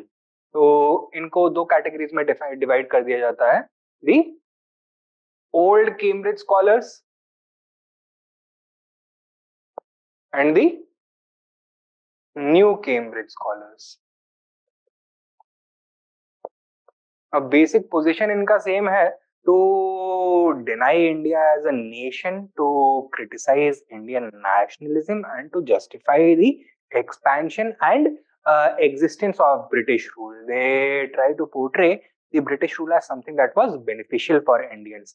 And the New Cambridge scholars have also responded to the later nationalist and Marxist historiography, which bitterly criticized the colonial exploitation. They have tried to defend it. ठीक है? Then we have the nationalist school of historians. ये क्या करेंगे? colonial school के एकदम opposite. Then we have the Marxist school of historians, which have tried to reinterpret the nationalist and colonial historiography. They have tried to come up with a new understanding of the national movement through the perspective of class struggle. So they have primarily emphasized upon the divisions that existed within the national movement. So they have diverted the attention from the basic contradiction that existed between British colonialism and Indian nationalism, and they have also tried to highlight the emerging dispute between different sections of nationalists. जैसे कि interest of zamindars versus the peasants, interest of working class versus the industrialist, instead of interest of Hindus versus the Muslims, interest of men versus the women etcetera. तो इन सब का किया है. And finally we have the subaltern historians. They have shifted the focus of political developments during the colonial and national movement phase from the leadership towards the common masses, towards regional communities of peasants and workers, of tribals, of women, etc. So according to them, the leadership was not determining the direction of political changes by themselves. Rather, they were always responding to pressures created by people at the lower levels of the society. ठीक है? For example, tribals का rebellion हुआ, उसके response में अंग्रेजों ने कुछ reforms introduce किए. For example the Santhal Pargana act, pageants का रिबेलियन हुआ तो बंगाल टेनेंसी एक्ट, डेक्कन में राइट्स हुए तो Deccan agriculturalist relief act etcetera, right. Similarly, as the involvement of the peasant communities in the national movement became more and more pronounced, Mahatma Gandhi was forced to change his attitude towards the peasants. Earlier, he had tried to take into account the interests of the zamindar class during the non-cooperation movement. He had given the call only for a no revenue movement, but he still encouraged the peasantry to pay the rent that they owed to the zamindars. But as the socialist ideology became more dominant and the peasants became more hostile towards the zamindars, Mahatma Gandhi was also forced to change his approach. In the civil disobedience movement, he himself gave the call for a no revenue as well as no rent campaign. Therefore, the Congress movement was forced to realign itself in response to pressures from the ground level. ठीक है, इसमें pioneering historian है Ranjit Guha and Partha Chatterjee, and some later historians can also be added such as Sumit Sarkar. Clear? तो ये है subaltern school. Subaltern जो nomenclature है, it comes from military terminology. Military terminology में commissioned officers और non commissioned officers होते हैं. Commissioned officers that means those officers who have permanent commission of rank of lieutenant और अबव. लेफ्टिनेंट के नीचे जो जूनियर कमीशन ऑफिसर्स या फिर नॉन कमीशन ऑफिसर्स होते हैं उनको सबऑल्टर्न ऑफिसर्स बोलते हैं. जैसे कि सार्जेंट हो गया, सार्जेंट मेजर हो गया, मास्टर सार्जेंट हो गया, एटसेट्रा, राइट. इंडिया में for example Naik, lance Naik, Subedar major, Subedar major, ये सारी रैंक्स होती हैं. These are called subaltern ranks. That means from below, right. तो उस पर्सपेक्टिव से अगर हिस्ट्री को हम अप्रिशिएट करते हैं, दैट इज सबऑल्टर्न हिस्ट्री. ठीक है. अभी लास्ट क्या लिखा है आपने? Subaltern historians, full stop. आगे लिखो.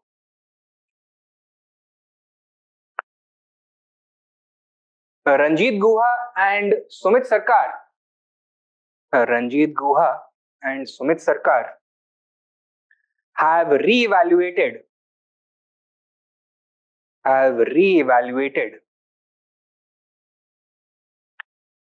these tribal uprisings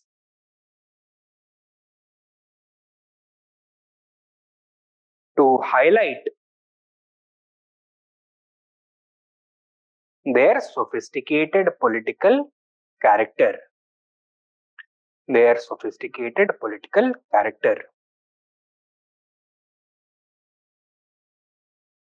Full stop. According to them,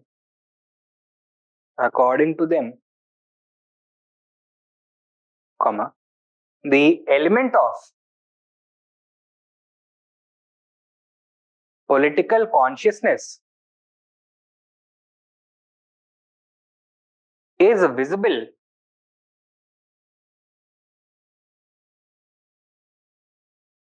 in every aspect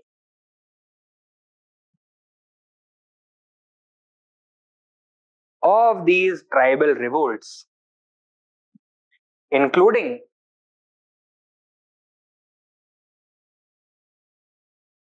their objectives, methods, and targets. Objectives, methods, and targets.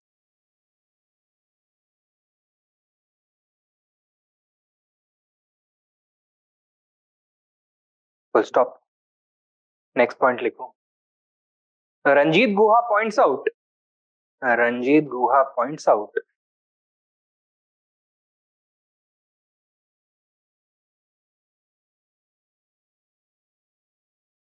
that the tribals attacked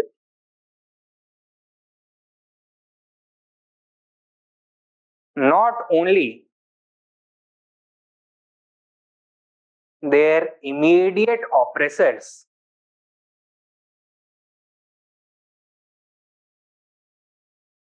that is zamindars, traders, moneylenders, and Christian missionaries.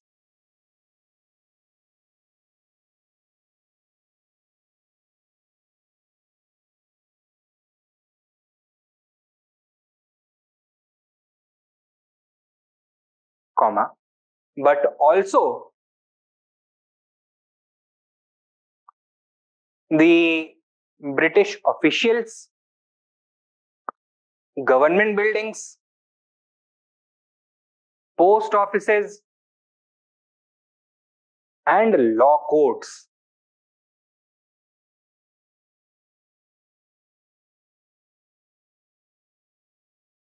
Full stop. That is to say, that is to say that the tribals were deeply conscious, were deeply conscious of both the real and apparent sources and apparent sources, real and apparent sources of their exploitation, of their exploitation. ठीक है. साथ में एक और चीज के बारे में कॉन्शियसनेस था, that government buildings, post office, police stations, apart from being the and law courts, apart from being the administrative seats of British officials, they were also symbols of British authority, of the new political system. So they also recognize the symbolic importance of attacking and destroying these structures. Write down. Further, same point mein. Further, comma, the tribals understood the symbolic importance of attacking government buildings, since they represented the physical manifestation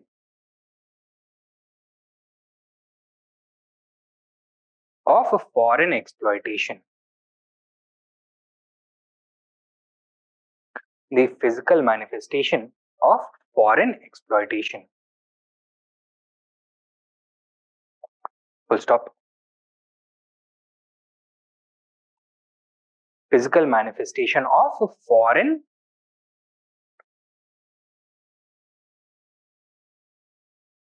exploitation. Physical manifestation of foreign exploitation. अगला main point लिखो.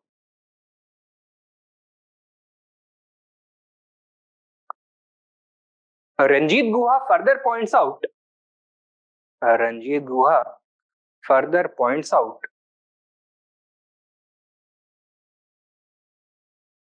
that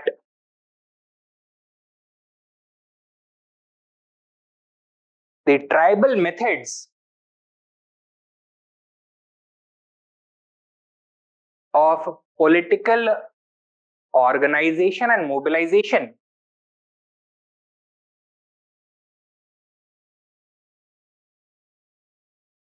reflected a high level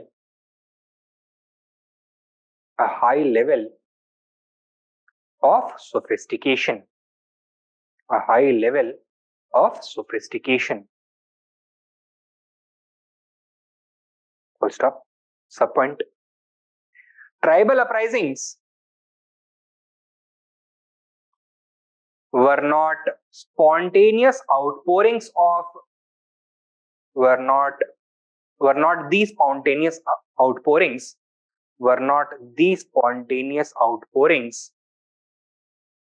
of rage that they had been portrayed as.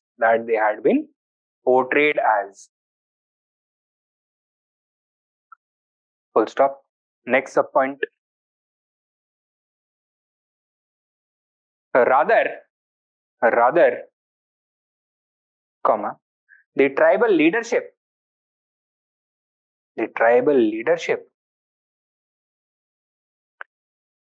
carefully mobilized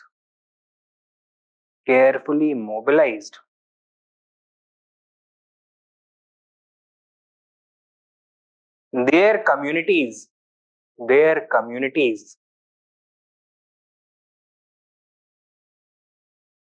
into united political action.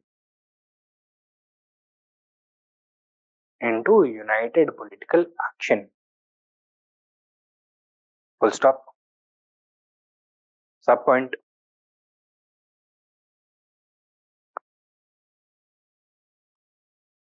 The leadership displayed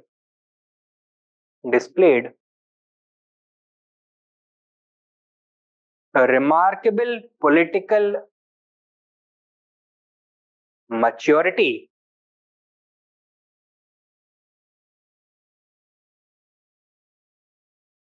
by transforming the symbols of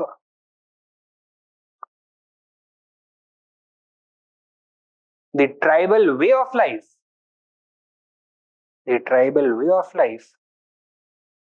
into symbols of resistance.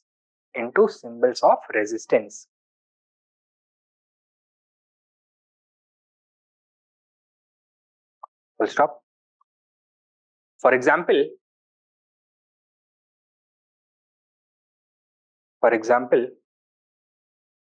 comma, in all the tribal uprisings,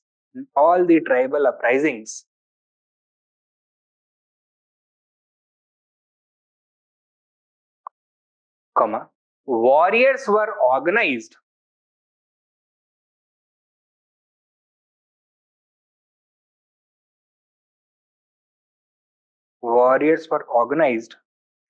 into traditional hunting parties.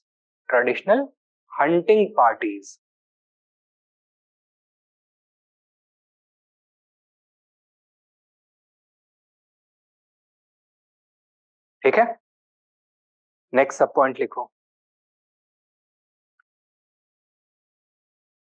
Additionally, comma,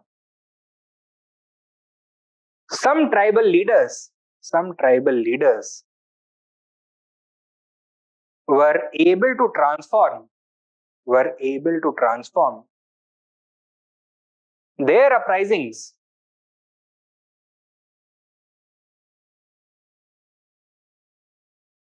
into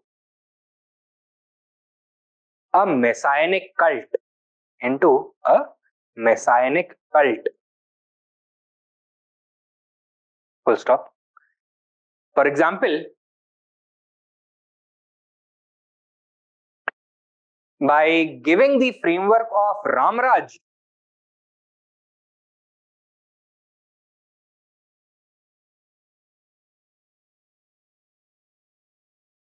to his movement,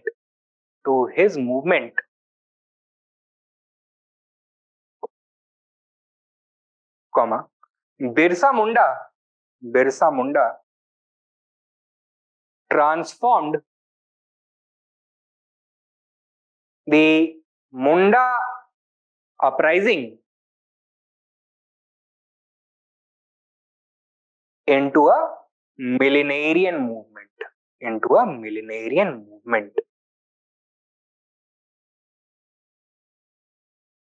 resulting in massive and enthusiastic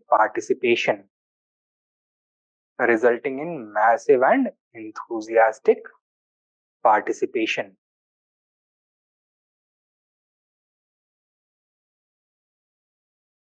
ठीक है. Next main point लिखो, according to Sumit सरकार, according to Sumit सरकार, comma,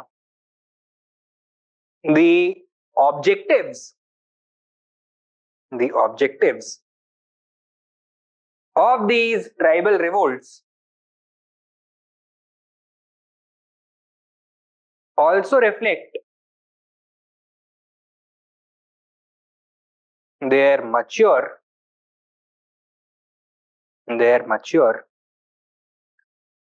political insight, their mature political insight. Full stop.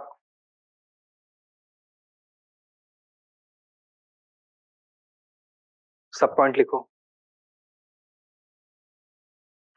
They desired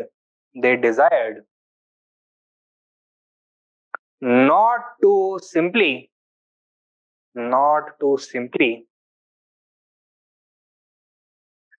resist civilization,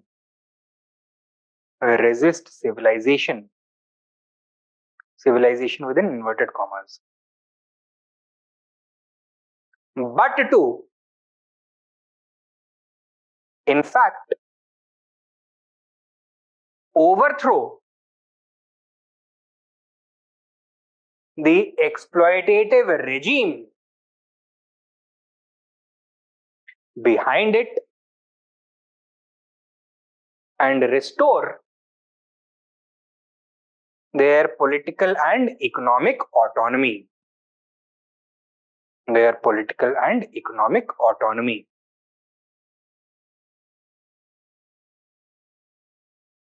Economic autonomy.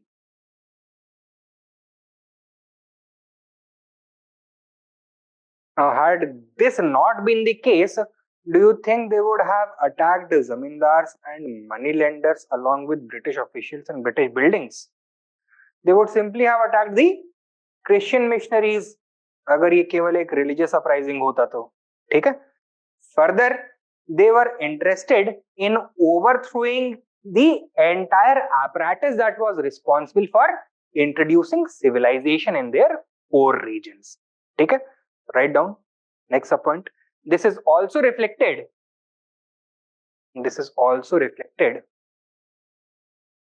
in their conscious choice,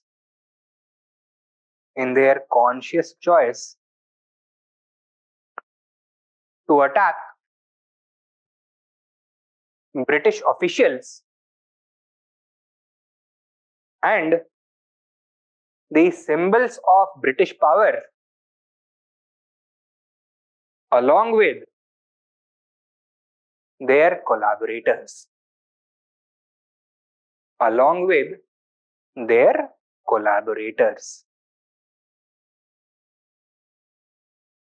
ठीक है? Next सब point लिखो. Secondly,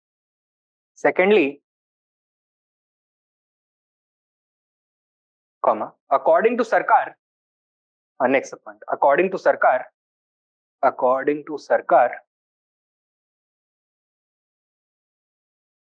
the decision to frame these insurrections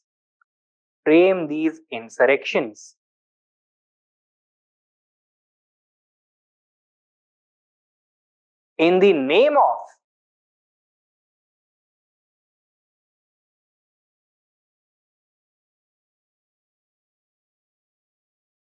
not in the name of, frame these insurrections within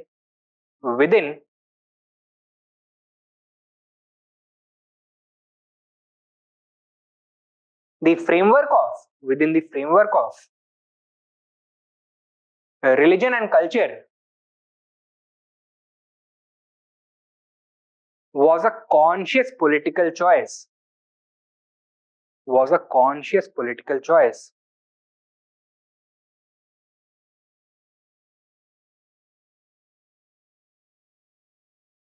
Of the leadership.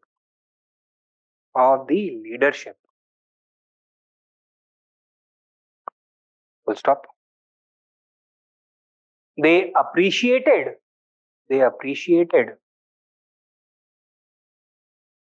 the deep bonds, the deep bonds that existed between the tribals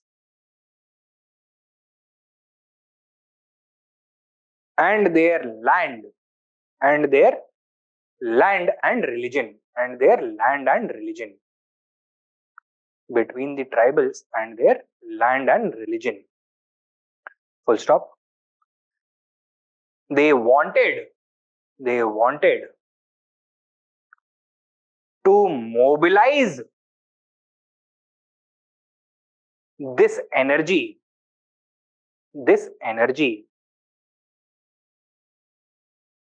and thus they consciously pursued the objective of restoring or preserving the distinct tribal culture,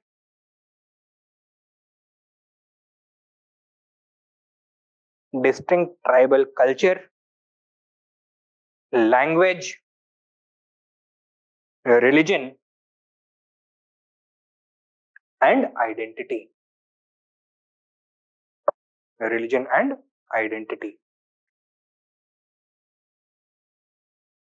ठीक है, तो ये हो गए these tribal revolts, tribal insurrections. Take down a question.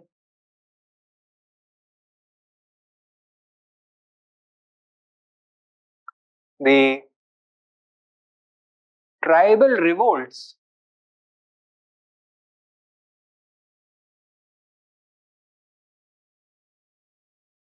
against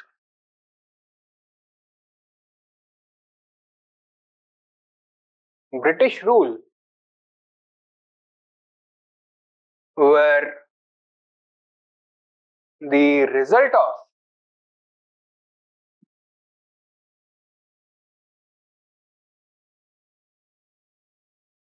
total economic and social disruption.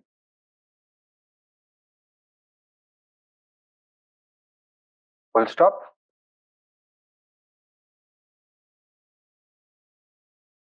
Elaborate.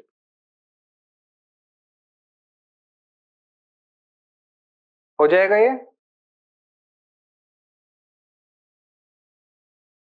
Factors behind tribal revolts, वो जो before after हमने discussion किया था उसमें इकोनॉमिक और सोसाइटी का जो इम्पैक्ट पड़ा है ब्रिटिश रूल का, उसको एक्सपैंड करना है.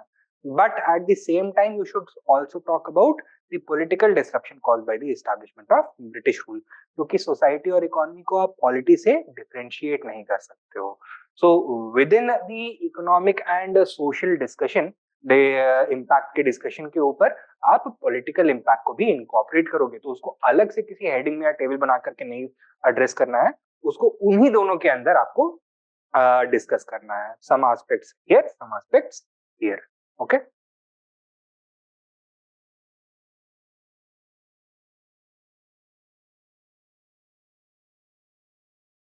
Tribal revolts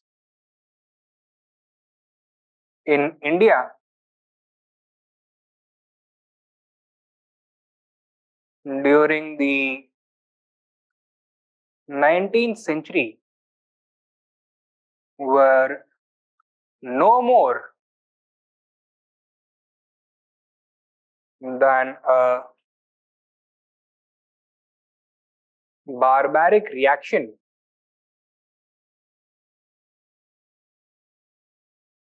against civilization. Critically examine